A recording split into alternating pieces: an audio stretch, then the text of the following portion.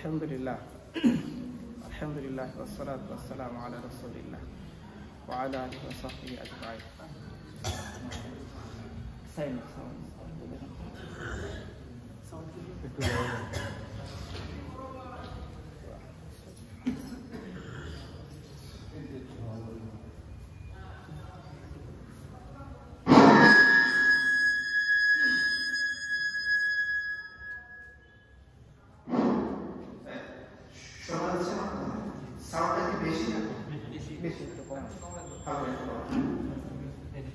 এবার ঠিক আছে, আর কম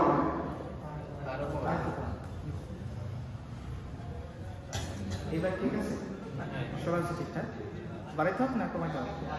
আচ্ছা একটু বাড়ো, ঠিক আছে। এবার ঠিক আছে, ঠিক আছে না? ঠিক আছে, আপনার এগুলো ফাঁকাগুলোকে বন্ধ করে দিলে ভালো হবে ইনশাআল্লাহ। ফাঁকার মধ্যে শয়তান এসেছে, আমাদের মনোযোগ নষ্ট করে দিবে। আচ্ছা, আল্লাহ তাআলার দয়া। আবু হুরায়রা রাদিয়াল্লাহু আনহুর একটা বর্ণনা আছে, আল্লাহ রাসূল সাল্লাল্লাহু আলাইহি ওয়াসাল্লাম তাকে বললেন যে তুমি জান্নাতের বাগানের মধ্যে বসো। তো আবু হুরায়রা বললেন, ইয়া রাসূলুল্লাহ সাল্লাল্লাহু আলাইহি ওয়াসাল্লাম, জান্নাতের বাগান কাকে বলে? জান্নাতের বাগান বলতে কি বোঝেন? রাসূলুল্লাহ সাল্লাল্লাহু আলাইহি ওয়াসাল্লাম বললেন যে সমস্ত জায়গায় আমার কথা আলোচনা করা হয় ওই জায়গাটাই তো জান্নাতের বাগান। তো আমরা আল্লাহ তাআলার কাছে আশা করি যে আল্লাহ তাআলা আমাদের এই ছোট্ট মজলিসটাকে জান্নাতের বাগান হিসেবে কবুল করে নিন। এবং আল্লাহ সুবহানাহু ওয়া তাআলা মানে একটা দয়া হলো যে যারা এই সমস্ত জিকিরের মজলিসে বা জান্নাতের বাগানে বসে, তো সেই মজলিস শেষ হওয়ার আগে আল্লাহ তাআলা তাদের সমস্ত গুনাহকে ক্ষমা করে দেন। সুবহানাল্লাহ। তো আমরা আপনার কাছে এই রমজান মাসে আশা রাখি যে আল্লাহ সুবহানাহু ওয়া তাআলা আমাদের এই মজলিসটাকে কবুল করে আমাদের গুনাহগুলোকে মাফ করে দিবেন। আর আপনারা জানেন যে রাসূলুল্লাহ সাল্লাল্লাহু আলাইহি ওয়াসাল্লাম হাদিসের মধ্যে বলেছেন যে ব্যক্তি রমাদান মাস পাইল কিন্তু তার নিজের গুনাহ, নিজের পাপ, নিজের খারাপিগুলো আল্লাহর কাছ থেকে মাফ করে নিতে পারলো না, সে ধ্বংস হয়ে গেল। তো দেখেন যে আমাদের হিসাবের মাস আজকে কত রমজান চলতেছে ভাই? 10 রমজান। চিন্তা করতে পারছেন না কত দ্রুত সময়টা চলে যাচ্ছে না? এই 12 তারিখ আমরা রোজা শুরু করলাম, এখন 10 রমজান চলে গেছে। তার মানে 1/3 সময় আমাদের পার হয়ে গেছে, আর আমাদের 3 ভাগের 2 ভাগ সময় আমাদের হাতে আছে। তো এই অল্প সময়ের মধ্যে আমরা কে কে নিজের গুনাহ মাফ করে দিতে পারছি কি পারি না, নিজের একটু হিসাব দিয়ে ভালো হবে। কারণ হয়তো রমাদানের পরেও যদি আমি আমার গুনাহ নিয়েই আল্লাহর সামনে দাঁড়ায় থাকি, তাহলে রাসূলুল্লাহ সাল্লাল্লাহু আলাইহি ওয়াসাল্লাম বলেছেন যে আমার চেয়ে ধ্বংসপ্রাপ্ত বান্দা আর কেউ। এবং আল্লাহ সুবহানাহু ওয়া তাআলার একটা দেখেন যে রাসূল কিন্তু এই কথার উপর আমিন বলছেন, মানে একটা হলো আল্লাহ রাসূলের কথা, আরেকটা হলো রাসূলের সিগনেচার, রাসূলের সিল এখানে আছে যে এই কথাটা 100% সত্য যে আমরা যদি রমাদান নিজেদের গুনাহকে মাফ করে না পারি তাহলে আমরা ধ্বংসশীল বান্দাদের কাতারে দাঁড়াবে। তাহলে যারা ধ্বংসশীল বান্দাদের কাতারের মধ্যে দাঁড়াবে, কেউ যদি তারা জানাতে যাবে কোথায় যাবে? ধ্বংসপ্রাপ্ত বান্দারা কোথায় যাবে? আমরা সবাই তাহলে জান্নাতে লেগে যাই, লেগে যাই কি লেগে যাই। যদি আমাদেরকে বলা হয় যে মানে রাত 12টার পর বের হইলে ছিনতাইকারী ধরবে, আমরা ওই রাস্তাটা এড়িয়ে চলি না সবসময়, বা গেলে চিন্তা করি কি সাথে 2-4 জন নিয়ে যাই যাতে একাকে আমার রাস্তার পথে ছিনতাইকারী না ধরে। তো আমার ঈমান যে শয়তান ধ্বংস করে দেবে, আমার আমল যে কাজগুলো আমাকে ধ্বংস করে দেবে, জানা সত্ত্বেও কেন আমরা সেই ভয়ের রাস্তাটা বেছে নিই? কেন নিজেদের ঈমানকে আমলকে সেই করার চেষ্টা করবো না? কারণ কিয়ামতের দিন আমরা সবাই জানি যে আমাদের দুনিয়ার পোস্ট পদবি কোন এক কথা আমি জাহান্নামে বাঁচিয়ে দিয়েছি। এই ভিসি সার্টিফিকেট কি আমাকে কিয়ামতের দিন জাহান্নাম থেকে বাঁচাতে পারবে? ধরেন আমি কথা অক্সফোর্ড ইউনিভার্সিটি থেকে পোস্ট ডক করে এসেছি, আমি যদি আল্লাহ সুবহানাহু ওয়া তাআলার কাছে কিয়ামতের দিন পোস্ট ডকের মানে সার্টিফিকেটটা সাবমিট করি, তাহলে আল্লাহ তাআলা আমাকে জান্নাতে পৌঁছাতে করে দিবেন? বলছে শুধুমাত্র 2টা জিনিসের মধ্যে আল্লাহ তাআলা জান্নাত দেবেন, একটা হলো ঈমান আর একটা কি আমল। ঈমান আর আমল। ধরেন কথা যে মানুষটা ঈমান কবুল করে না, যাদেরকে আমরা বিধর্মী বলে ডাকি, তারা যদি সারা জীবন ভালো কোনো কাজ করে, এই ভালো কাজের বদলায় কি তারা কিয়ামতের কিছু পাবে? কেন পাবে না? ঈমান না থাকার কারণে। আবার ঈমান আছে তারপর নেক আমল নাই, হ্যাঁ আল্লাহ চাইলে তাকে মাফ করে দিতে পারবে, কিন্তু সে ব্যক্তিটা আসলে বিপদ সীমার মধ্যে আছে। যেমন ধরেন বাংলাদেশের বর্ডার, এটা একটা বিপদ সীমা, ওখানে গেলে কি করে? বিএসএফ ভুল করে দেয়, মানে আপনার জীবন নাশের একটা আশঙ্কা, প্রাণ নাশের আশঙ্কা থাকে, বর্ডারে চলে যায়। তো আল্লাহ সুবহানাহু ওয়া তাআলার নির্ধারিত বর্ডার আছে, আল্লাহর বর্ডার নেই,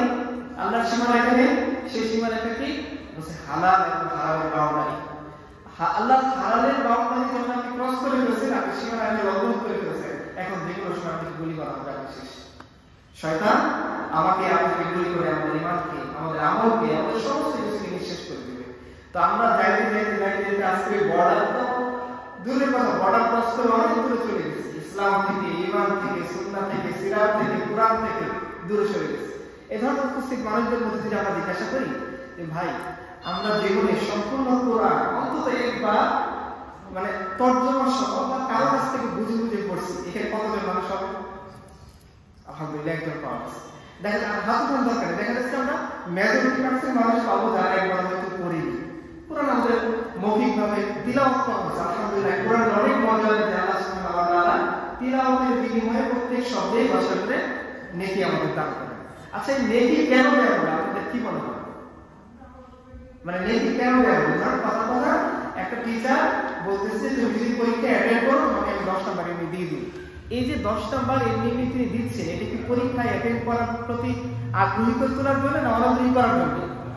আগ্রহী করে তোলার জন্য। দেখা যাচ্ছে আমি অ্যাটেন্ডেন্স মার্ক কম পাইছি, আমার ল্যাব ট্যাব অনেক কিছু ঠিকঠাক হয় না, প্র্যাকটিক্যাল খাতা দিচ্ছে ওইটা ঠিকভাবে করি নাই, থিসিসও ঠিকভাবে করি নাই, স্যার বলছে তুমি ঠিক আছে তোমার আপনাদের রিটেন কততে হয় 70, বুঝছো তোমাকে 70-এর মধ্যে আমি 10 এমনি দিয়ে দিব। এই যে 10 যে তিনি এমনি দেওয়ার ওয়াদা করলেন, এটা কি ওই ছাত্রকে পরীক্ষা অ্যাটেন্ড করার জন্য নাকি না বলছে তুমি অ্যাটেন্ড করো না এটার জন্য?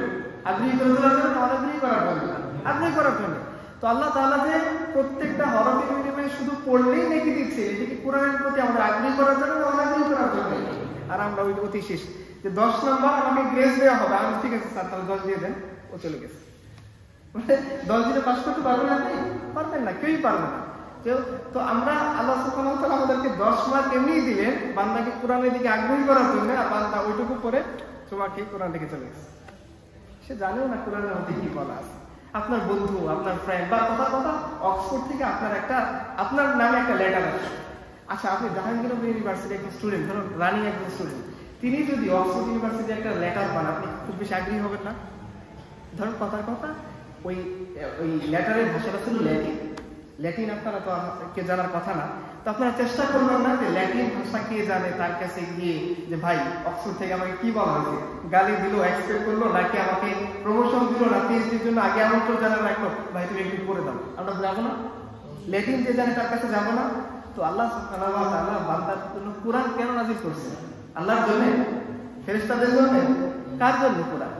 আমাদের জন্য, উম্মতে মুহাম্মাদের জন্য আল্লাহ তাআলা কোরআন নাযিল করছে। কিন্তু সবচেয়ে যে কিতাবটার সাথে আমাদের সম্পর্ক দুর্বল সেটার নাম কি? কোরআন।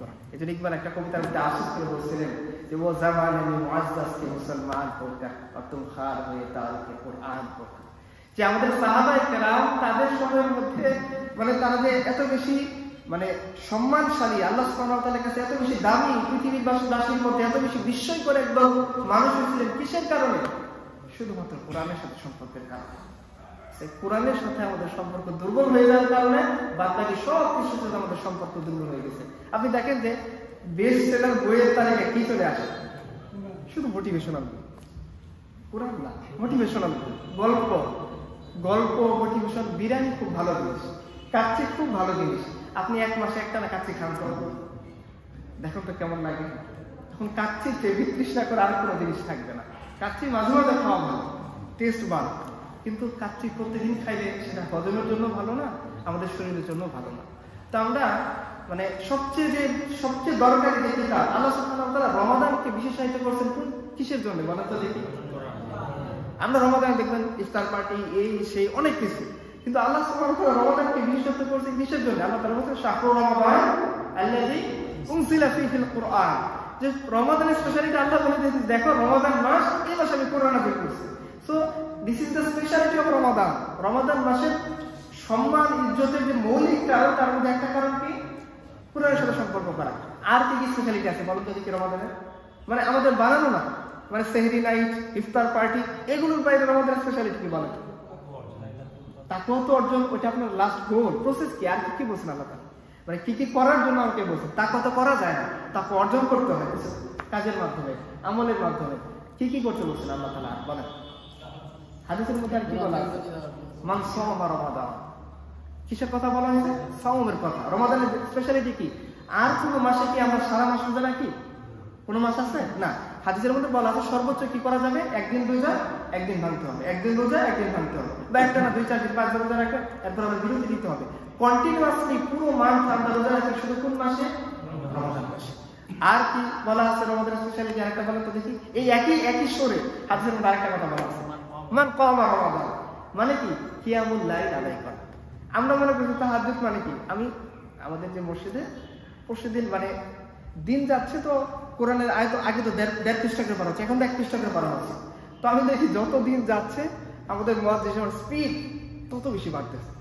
মনে করেন যে রিসেন্ট আপনারা দেখছেন একটা ভিডিও ভাইরাল হয়েছে, একটা বিমানের সাথে তুলনা করছে, মানে বিমানের গতি চেয়েও ওই তিলাওয়াতকারীর গতি একেবারে মানে তার চেয়ে বেশি। আমরা কোরআন খতম করি, বিশ্বাস করেন ভাই, শুধু আমরা কোরআন খতম করি না, বাঙালিরা এত বেশি অ্যাডভান্স, কোরআনের মা গুন্নাই সব খতম করে ফেলে পুরোটা বাকি দেখা যাচ্ছে, তাই না? মনে করে করতেছি কি আলহামদুলিল্লাহ, মানে কি আপনি আস্তে আস্তে পড়ান। আর যদি মনে করেন যে না ভাই আস্তে আস্তে করে মুসলিম চলে যাবে, শ্রোতারা পড়ান, মানে আপনার কাছে বাধ্যকতা নেই যে আপনাকে এইভাবেই কোরআন খতম করে দেবে। মা কুন্নাই সাইফা ওয়াকফ সব খতম করতে আল্লাহ তাআলা বলেন নাই। আল্লাহ আমাদের কোরআন পড়া নির্দেশ দিয়েছেন কিভাবে? ওয়ারাত্তিলিল কুরআনা তারতিলা, আস্তে আস্তে তারপরের সাথে কোরআন পড়, যতটুকু পার, যতটুকু তোমার সাথে এগুলা ততটুকু পড়। আমাদের কিছু বাইন্ডিংস দেওয়া হয়েছে, এটা যেমন করতেই হবে, আমরা বানাই নিয়েছি এবং একেবারে সব খতম করে ফেলতেছি। তো রমাদানের যে স্পেশালিটি আমাদের, আমরা কয়টা পাইলাম স্পেশালিটি? তাহলে আপনি এগুলো বলি একটু মূল কথা চলে যাবে, আমরা রমাদান অনেক দিকে চলে যাবে। আমরা আসলে আল্লাহ সুবহানাহু ওয়া তাআলা জানেন যে আমাদের জন্য কি দরকার, আল্লাহ রাসূল সাল্লাল্লাহু আলাইহি ওয়াসাল্লাম জানেন আমাদের জন্য কি দরকার। আমরা বলি না ওগুলো আমাদের দরকার নেই, আমরা যেটা বুঝছি ওটাই আমাদের দরকার, তাই না?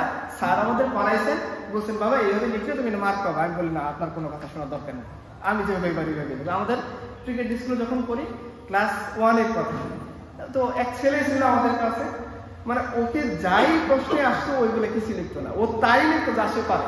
কথার কথা বলছে, ওই দেখা যায় তার গাছ কবিতা লেখার কথা সে লিখতেছে আমাদের ছোট নদী চলে এরকম। এবং সে পরীক্ষা দেওয়ার পরে টানা 1 সপ্তাহ মানে স্কুলে আসতো না, কারণ হলো স্যার এসে ওই খাতাটা করে করে শোনা হতো, দেখ তোদের এই সহপাঠী কি লিখছে। তা আমাদের হচ্ছে এরকম, আল্লাহ যা বলতে না আমার দরকার নেই, আমি যেটা বুঝি শুনি। আপনি যেটা বুঝেন সেটা দুনিয়ার জন্য ভালো হইতে পারে, নাও হইতে পারে, কিন্তু আখিরাতের জন্য সেটা একেবারেই ভালো, সেটার কোনো গ্রহণযোগ্যতা আল্লাহ তাআলার কাছে নেই। তো রমাদানের 3টা স্পেশালিটি আমরা পেলাম। প্রথম স্পেশালিটি কি? কোরআন। তার মানে আমাদের বেশি বেশি সম্পর্ক কিছু সাথে থাকবে, নাকি আমরা বেশি বেশি মোটিভেশন বই পড়বো? কি পড়বো? সালাফদের জীবনীতে দেখা যায় যে তারা অন্য সময় যারা ফিকহের ইমাম ছিলেন তারাও ফিকহটাকে এখন পিছনে রেখে কোরআনের চর্চা বেশি করতেন। যারা মুহাদ্দিস ছিলেন, হাদিসের ইমাম ছিলেন, তারা ওই হাদিসটাকে কম করে কোরআনের মধ্যে এখন বেশি বেশি লিপ্ত হইতেন। দেখা যাচ্ছে অনেকেই ছিলেন যারা পার ডে একটা খতম করতেন। এটা যদিও আমাদের 3 দিনের কথা, কিন্তু তারা এত বেশি কোরআন চর্চা করেন, পার ডে একটা খতম, 3 দিনে একটা খতম। সেগুলো দিয়ে জাকারিয়া রাহমাতুল্লাহ আলাইহি রমাদানে কয়টা খতম করতেন? কয়টা? প্রায় 60টার মতো খতম হতো না। তো দিনে একটা, রাতে একটা, সারাদিন কথা। আপনি বলেন হয় না? হয়। উসমান রাদিয়াল্লাহু তাআলা একবার রাগ করে মসজিদের নববীতে শুয়ে আছেন রাতের বেলা। তো তিনি চিন্তা করছেন যে রাতের বেলা এমনি কাটাবো, তো তিনি দাঁড়িয়ে কোরআন পড়তেছেন। আলহামদুলিল্লাহ ওই রাতের মধ্যে তার কোরআন খতম হয়ে গেছে। এখন আপনারা বলতে পারবেন ভাই এটা তো ক্যালকুলেটারে মিলে না, ক্যালকুলেটারে মিলতে হবে না। আচ্ছা বলেন তো দেখি, কারামতের হিসাব কি ক্যালকুলেটারে মিলে? কারামত কাকে বলে? ফার্স্ট ডেফিনিশন অফ কারামত, ক্যালকুলেটর যেটা মিলবে ওইটা তো কারামত, রাইট? রাসূলুল্লাহ সাল্লাল্লাহু আলাইহি ওয়াসাল্লামকে আল্লাহ তাআলা এক রাতে দুনিয়া থেকে সিদরাতুল মুনতাহা সে আদিম, ওইখান থেকে আবার ওই রাতের মধ্যে আল্লাহ তাআলা মদিনাতে ফিরিয়ে দিয়ে গেছেন। এখন আপনি ক্যালকুলেশন করে মিলান, আমাকে হিসাবটা বুঝাবেন। রাতের অল্প সময়ের মধ্যে, এটা রাসূলুল্লাহ সাল্লাল্লাহু আলাইহি ওয়াসাল্লামের মুজিজা। মুজিজাকে আপনি ক্যালকুলেটরে মিলাতে পারবেন? আচ্ছা সব বাদ দেন, বারাকা নামের যে একটা জিনিস আছে, এটা কি মুসলমান উম্মাহ বিশ্বাস করে কি করে না? বারাকার সংজ্ঞা কি? 24 ঘন্টা ইকুয়াল টু 24 ঘন্টা, এটা কি বারাকা? বারাকার সংজ্ঞা কি বলেন? 24 ঘন্টার মধ্যে আল্লাহ তাআলা আপনাকে 48 ঘন্টার বরকত দিবেন, এটার নাম কি? বারাকা।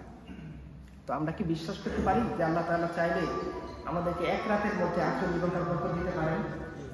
তাহলে আমরা এটা বিশ্বাস করতে হবে যে আল্লাহ সুবহানাহু ওয়া তাআলা বারাকা শুধুমাত্র মুমিনদেরকেই দেন।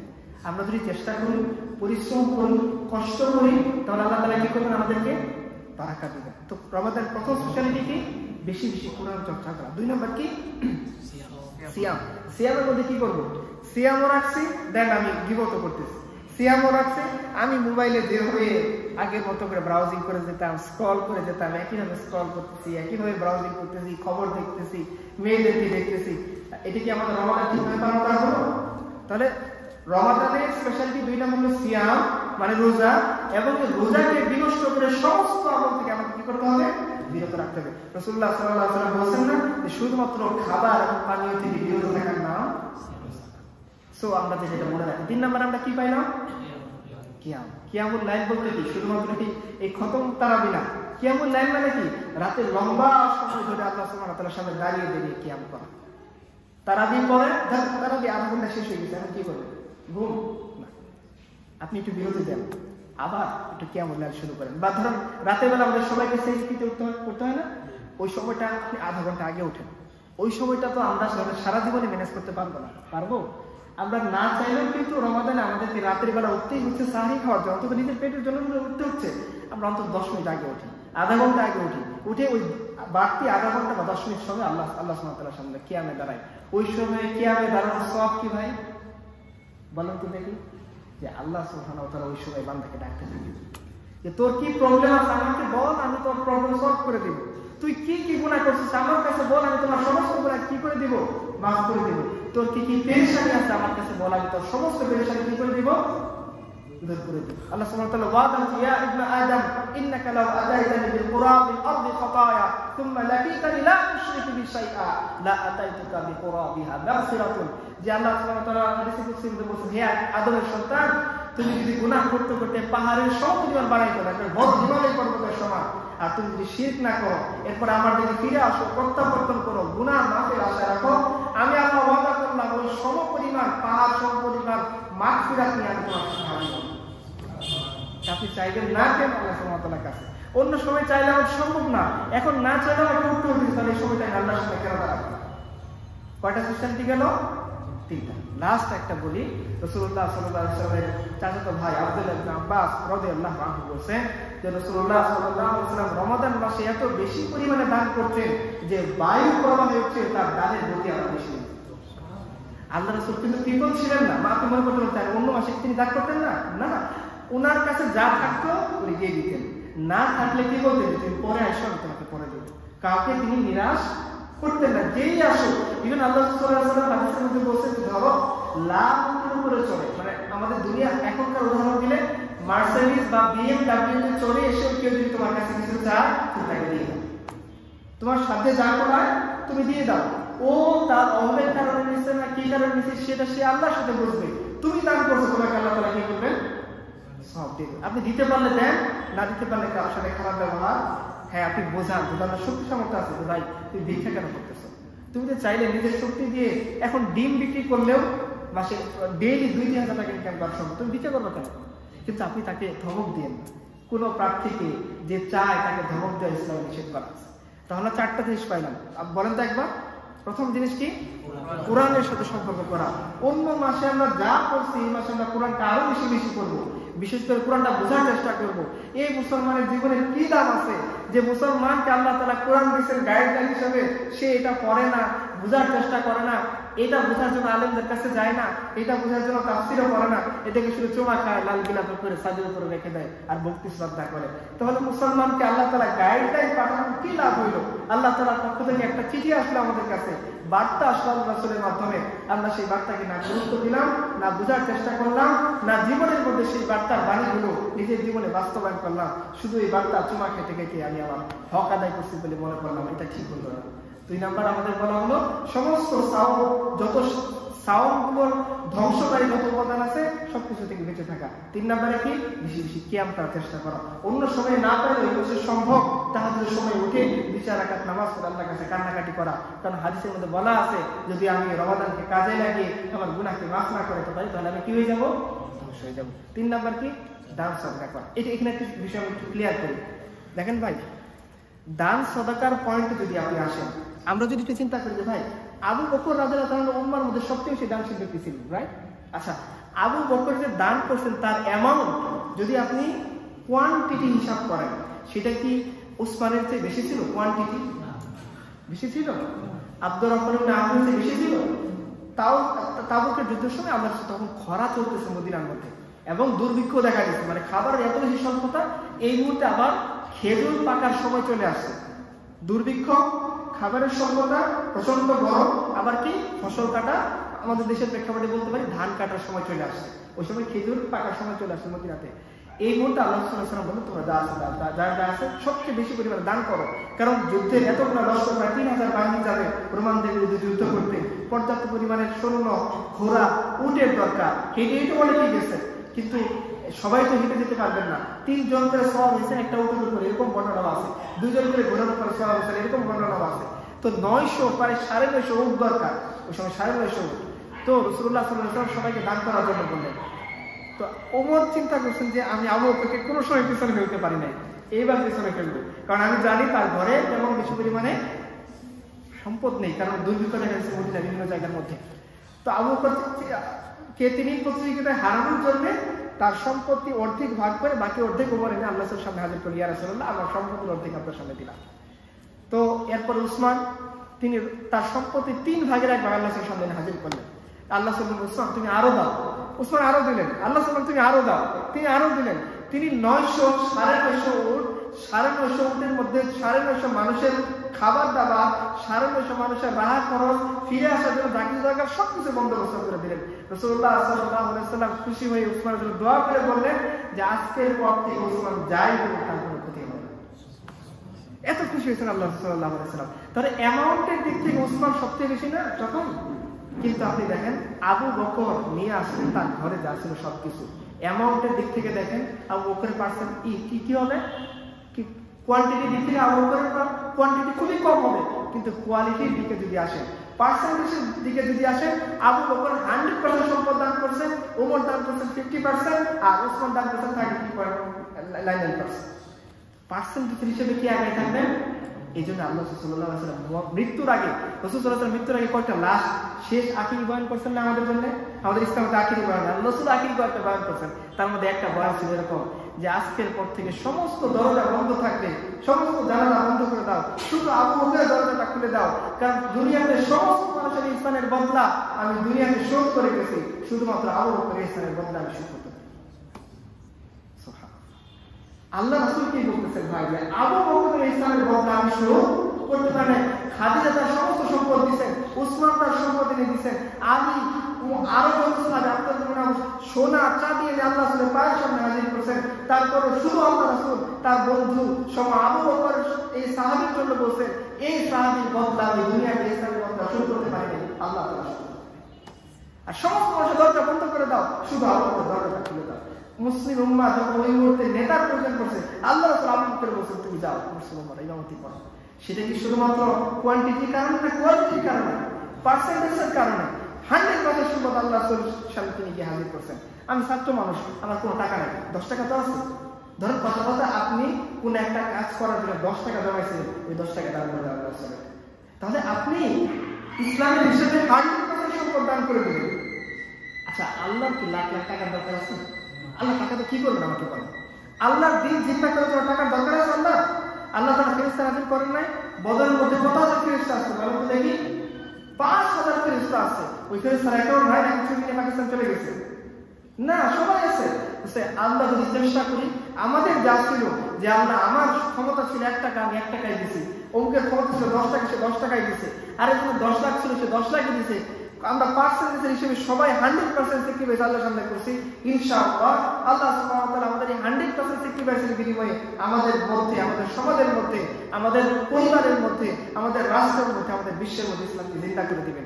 আল্লাহ শুধু দেখতে চান বান্দা কুরবানি তার জন্য কতটুকু করে। এই কুরবানি বদলে আল্লাহ তাআলা কি করে দেন? দিনকে জিন্দা করে দেন।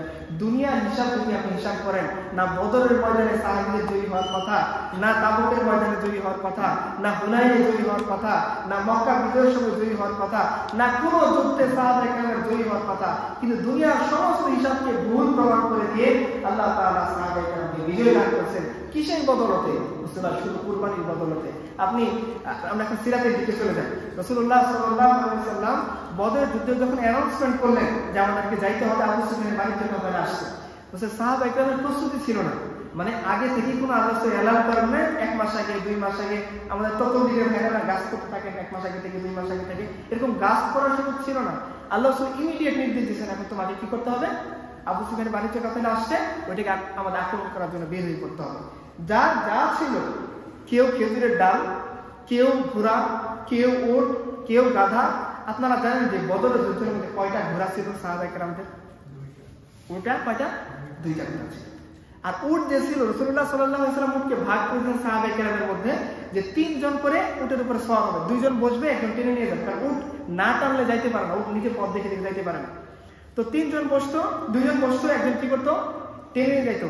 আলী, আল্লাহ রাসূল আর একজন সাহাবী, 3 জন ছিলেন একই উটের উপরে। তো প্রথমে আল্লাহ রাসূল এবং ওই সাহাবী বসেন, আলী টেনে নিয়ে গেছেন, এরপর আল্লাহ রাসূল এবং আলী ওই সাহাবী টেনে নিয়ে গেছেন, এরপরে কার কি আসছে, রাসূলুল্লাহ সাল্লাল্লাহু আলাইহি ওয়াসাল্লাম। ওই 2 জন সাহাবী বলেন, ইয়া রাসূলুল্লাহ, এটা কিভাবে হয় যে আপনি আমাদেরকে টেনে নিয়ে যাবেন? আমরা ওমরের গল্প শুনি না, আমরা রাসূলের গল্প শুনি। রাসূলুল্লাহ সাল্লাল্লাহু আলাইহি ওয়াসাল্লাম যখন পালা আসলো, তো সাহাবায়ে বলছে, ইয়া রাসূলুল্লাহ, আমাদের জুনিয়র সাহাবী, আর আপনি আমার উম্মতের নবী, আপনার সবচেয়ে প্রিয় বান্দা, আপনি উট টেনে নিয়ে যাবেন, আমরা বসে যাবো, এটা হবে না। আপনি আমাদেরকে দেন, আমরা 2 জন পালাক্রমে ডিউটি করে ফিরে আপনাকে ময়দান পর্যন্ত পৌঁছাই দেই। রাসূলুল্লাহ সাল্লাল্লাহু আলাইহি ওয়াসাল্লাম বললেন, আরে তোমাদের সওয়াবের দরকার, আমার তো দরকার নেই। আল্লাহ রাসূল যখন ইবাদত করতে করতে তার পা ফুলে যাচ্ছিল, আমাদের আম্মা জান আয়েশা জিজ্ঞাসা করতেন, ইয়া রাসূলুল্লাহ, আপনার তো আগে করে সমস্ত গুনাহ আল্লাহ মাফ করে দিয়েছেন, আপনি এত কষ্ট কেন করতেছেন? আমরা 5 মিনিট তাহাজ্জুদে দাঁড়াইতে পারি না, কিয়ামুল লাইলে যদি 10 মিনিট টানা তেলাওয়াত করি আমার শরীর হাত পা ভেঙে মুচকে যায়। আর আল্লাহ রাসূল এমন ভাবে দাঁড়ায় থাকতেন, তার পা মোবারক ফুলে গিয়ে মনে হতো ওইখান থেকে রক্ত নিঃসৃত হবে। তো এই দৃশ্য দেখে আমাদের মা উম্মুল মুমিনিন আয়েশা বলতেছেন, ইয়া রাসূলুল্লাহ, আপনি এত কষ্ট কেন করেন? আপনার আগে করে সমস্ত গুনাহকে আল্লাহ তাআলা মাফ করে দিয়েছেন। তো আল্লাহ রাসূল সাল্লাল্লাহু আলাইহি ওয়াসাল্লাম বলতেছেন, আরে আমি কি আল্লাহর সবচেয়ে বড় কৃতজ্ঞ? সে ইনশাআল্লাহ হবে না, যার গুনাহ আল্লাহ তাআলা ক্ষমা করে দিয়েছেন, সেই বান্দাকে কৃতজ্ঞতা স্বরূপ অন্যদের থেকে বেশি সিজদা দিবেন না। এটা ছিল রাসূল সাল্লাল্লাহু আলাইহি ওয়াসাল্লামের ই। আর আমরা মনে করি যে 5 ওয়াক্ত নামাজ, একবার রোজা, একটু গাছ, একটু দাওয়াতি মেহনত, একটু দাড়ি টুপি রাখলে মনে করি যে বাস কনফার্ম জান্নাত, আমরা আর কিছু দরকার। আল্লাহ রাসূল বলতেছেন যে তোমাদের সওয়াবের দরকার, আমার কাছে সওয়াবের দরকার নেই। তো আল্লাহ রাসূল নিজে আলীর মতো জুনিয়র সাহাবী, ওনার চাচাতো ভাই আরেকজন সাহাবী, ওনারা বসেছিলেন উটের মধ্যে। আর দুনিয়ার সবচেয়ে শ্রেষ্ঠ মানুষ, শ্রেষ্ঠ নবী, 2 জাহানের সর্দার রাসূলুল্লাহ সাল্লাল্লাহু আলাইহি ওয়াসাল্লাম, উনি উটের রশি টেনে নিয়ে যাইতে লাগলেন বদরের ময়দানে। সে মানুষ আজকে মানে ইনসাফ চায়, ন্যায় বিচার চায়, মানুষ চায় যাতে প্রত্যেকে তার অধিকার ফিরে পায়। এত সুন্দর এক্সাম্পল আপনি আর কোথায় পাবেন? যে আমরা রাষ্ট্রপ্রধান বলতেছি, আল্লাহর সাথে রাষ্ট্রপ্রধান শব্দটা যায় না, তারপরে বোঝানোর জন্য যদি বলি যে মদিনার চিফ এক্সিকিউটিভ তিনি উটের রশি টেনে নিয়ে যাচ্ছেন, আর মদিনার একজন সাধারণ নাগরিক সে উটের উপরে বসে আছে। আপনারা সুন্দর ইনসাফপূর্ণ দৃশ্যের বয়ান করেন। বামপন্থীরা আমাদেরকে কার্ল মার্কসের কথা বলে, অমুকরা ক্যাপিটালিস্টরা পুঁজিবাদের কথা বলে, নানাজন নানান কথা বলে। সমস্ত ভাইদেরকে আমি খোলা মনে বলতেছি, আপনারা কার্ল মার্কসের সিরাত নিয়ে আসেন, আমরা আল্লাহ রাসূলের সিরাত নিয়ে আসি, দেখি কার সিরাত কার সাথে মোকাবেলা করতে পারে। আপনাদের যদি বই পাবলিশ করে টাকা না দেয়, আপনাদের হাইটা শুরু হয়ে যায়, রয়্যালিটি না পেলে আপনারা চিৎকার চেঁচামেচি শুরু করেন, আপনারা একটা অনুষ্ঠানে বরাদ্দ না পেলে আপনারা অনুষ্ঠান করতে চান না। আর রাসূলুল্লাহ সাল্লাল্লাহু আলাইহি ওয়াসাল্লাম তার সাহাবায়ে কেরাম সমস্ত দুনিয়া রক্ত চক্ষু উপেক্ষা করে, কারো অনুদান, কারো ডোনেশন বেঁচে রেখে নিজের রক্ত, নিজের ঘাম, নিজের পরিশ্রম, নিজের মেধা, নিজের জীবন দিয়ে এই আইডিওলজির জন্য কাজ করে গেছেন। আসেন দেখি আপনারা আপনাদের আইডিওলজি নিয়ে আসেন, আমরা আমাদের আইডিওলজি নিয়ে আসি। আপনি একটা জায়গায় আপনাদের আইডিওলজি অ্যাপ্লাই করেন, আমরা একটা এলাকার মধ্যে আমাদের আইডিওলজি অ্যাপ্লাই করি, দেখি কে আপনাদেরকে বেশি ইনসাফ দিতে পারে। হযরত ওমরের জামানায় মুআয ইবনে জাবাল রাদিয়াল্লাহু আনহু তিনি ইয়েমেনের গভর্নর করে আল্লাহ তাকে পাঠিয়েছিলেন, এবং তিনি ওমরের জামানার পর্যন্ত বহাল ছিলেন। তো ওমরের জামানার মধ্যে তিনি যাকাত আদায় করে তিনি সেন্ট্রাল গভর্নমেন্টের কাছে পাঠাইলেন। তো যাকাতের একটা নিয়ম হচ্ছে, আপনারা জানেন যে যে এলাকা থেকে যাকাত কালেক্ট করা হয়, যাকাতের টাকা ওই এলাকাতে বিতরণ করতে হয়। হ্যাঁ, তো মুআয ইবনে জাবাল যাকাত কালেক্ট করছে কোথা থেকে? ইয়েমেন থেকে। তাহলে নিয়ম হলো যাকাতটা কোথায় বন্টন করতে হবে? ইয়েমেনে বন্টন করতে হবে। তো কেন তিনি মদিনাতে পাঠাইলেন ইয়েমেনকে না দিয়ে? এই জন্য ওমর তাকে শোকজ করছেন যে তুমি কেন তোমার টাকা, তোমার যাকাতের অর্থগুলো ইয়েমেনে বন্টন না করে মদিনাতে কেন পাঠাইছো? বলতেছে আমিরুল মুমিনিন, আমি এই কথা মনে করি না যে ইয়েমেনকে বঞ্চিত করে আমি টাকাটা মদিনাতে আপনার কাছে পাঠাইছি। বলছে আমিরুল মুমিনিন, ইয়েমেনের মধ্যে একটা মানুষও পায়নি যাকাত দেওয়ার মতো। আজকে বিশ্ব কি চায়? দারিদ্র্যমুক্ত পৃথিবী, তাই না? আপনারা যারা জানেন বিশ্ব কি চায়? দারিদ্র্যমুক্ত পৃথিবী। তাহলে দারিদ্র্যমুক্ত পৃথিবী কি ইসলাম দেখিয়ে যায়নি? খুলাফায়ে রাশিদা দেখিয়ে যায়নি? আল্লাহ রাসূল দেখিয়ে যান নাই? আব্দুল উমরের জামানায় কি হয়েছে? বাগদাদে, ইয়েমেনে মোড়ে মোড়ে ঢোল পিটানো হয়েছে যে এই জাকাত কে নিবা, আসো, জাকাতের টাকা এখানে, জাকাতের টাকা এখানে। একটা মানুষ খুঁজে পাওয়া যায় না। দেখা যাচ্ছে লোকজন 5 দিন 7 দিন ধরে রাস্তায় রাস্তায় ঘুরতেছে যে ভাই কে আছে জাকাত নিয়ে আমার এই টাকাগুলো উদ্ধার করবা, একটা লোককে খুঁজে পাওয়া যাচ্ছে না। তাহলে পৃথিবী যে দারিদ্র্যমুক্ত পৃথিবীর স্বপ্ন দেখে, সেই দারিদ্র্যমুক্ত পৃথিবীর সংজ্ঞাকে ইসলাম দিয়ে যায়নি। শুধু সংজ্ঞা না, প্র্যাকটিক্যাল এক্সাম্পল দিয়ে গেছে, যাতে মানুষ এই কথা মনে না করে ইসলাম শুধু থিওরিটিক্যাল জ্ঞানই দিয়ে গেছে, তার বাস্তব কোনো এক্সাম্পল আমাদের সামনে নাই। বাস্তব এক্সাম্পল আল্লাহ দিয়ে যায়নি। পৃথিবী কি চায়? পৃথিবী চায় যে সমস্ত অন্যায়, দুর্নীতি, সমস্ত ক্রাইম মুক্ত একটা পৃথিবী, একটা ক্রাইম মুক্ত অঞ্চল। আপনাকে আমি বলতেছি, বলেন যে মদিনাতে আল্লাহ রাসূল যতদিন ছিলেন, খুলাফায়ে রাশিদা যতদিন ছিলেন, বলেন মদিনাতে কয়টা অপরাধ হয়েছে?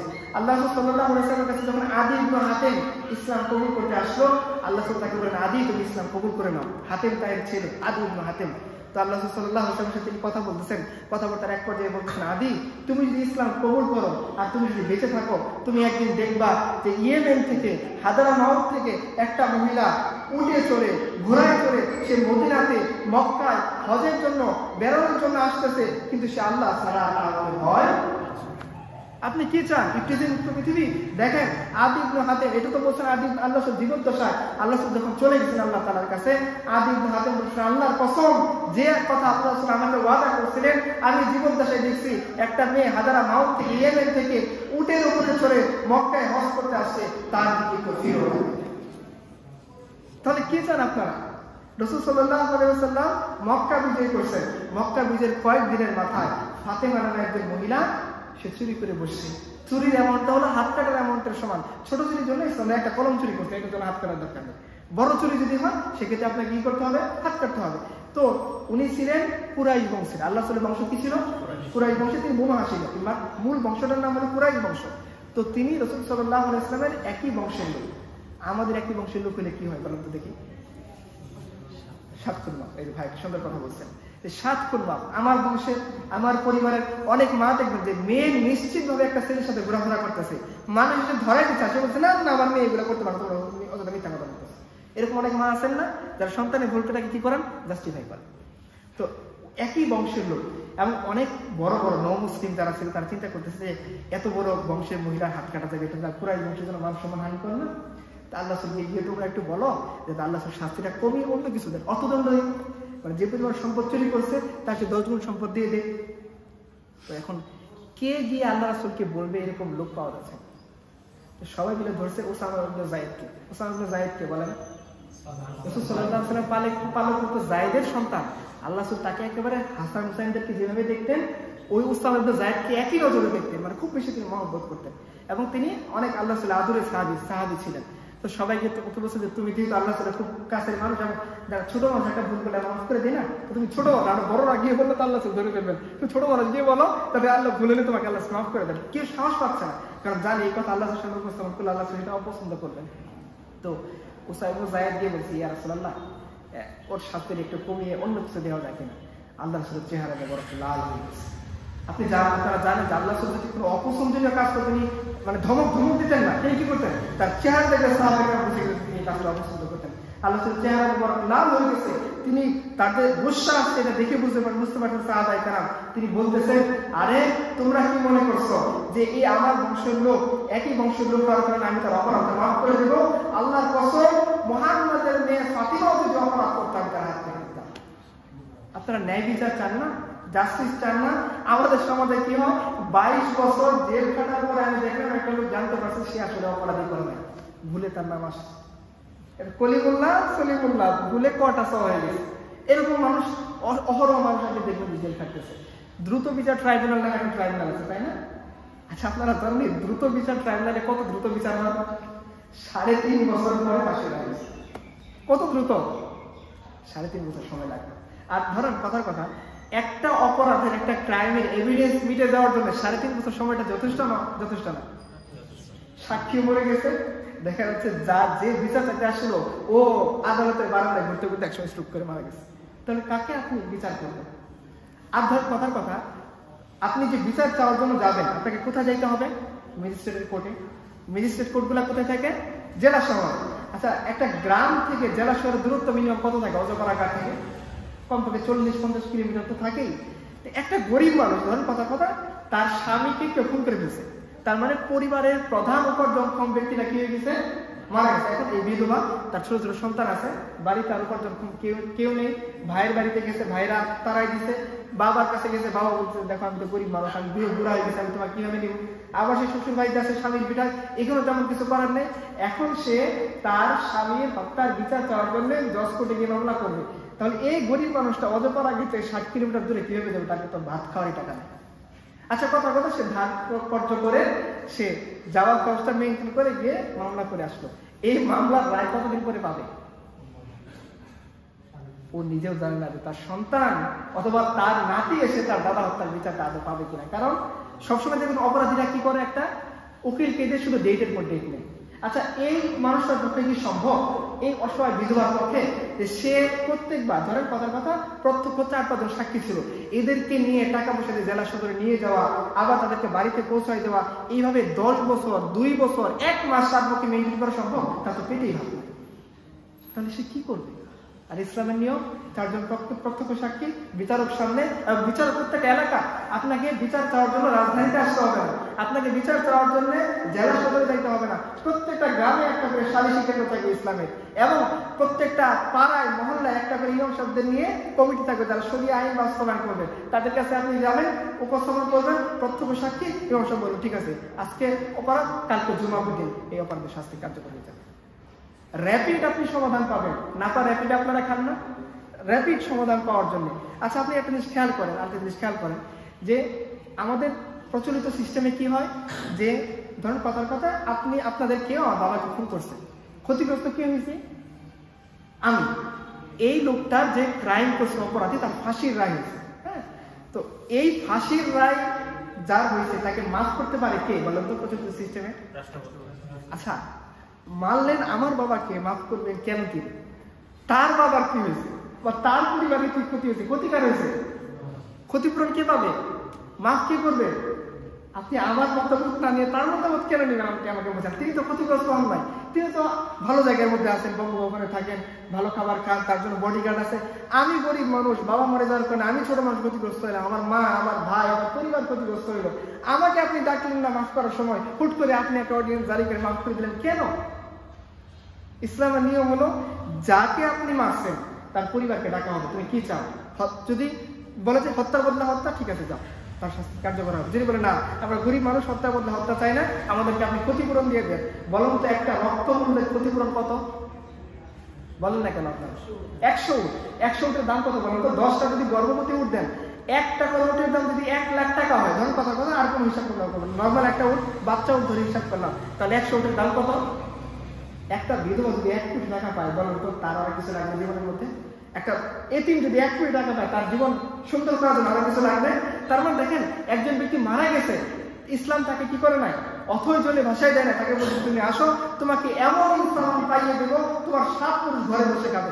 100 কোটি টাকা হইলে, 1 কোটি টাকা যদি হয়, আপনার জীবন কি? আপনার জীবনের লক্ষ্য কি?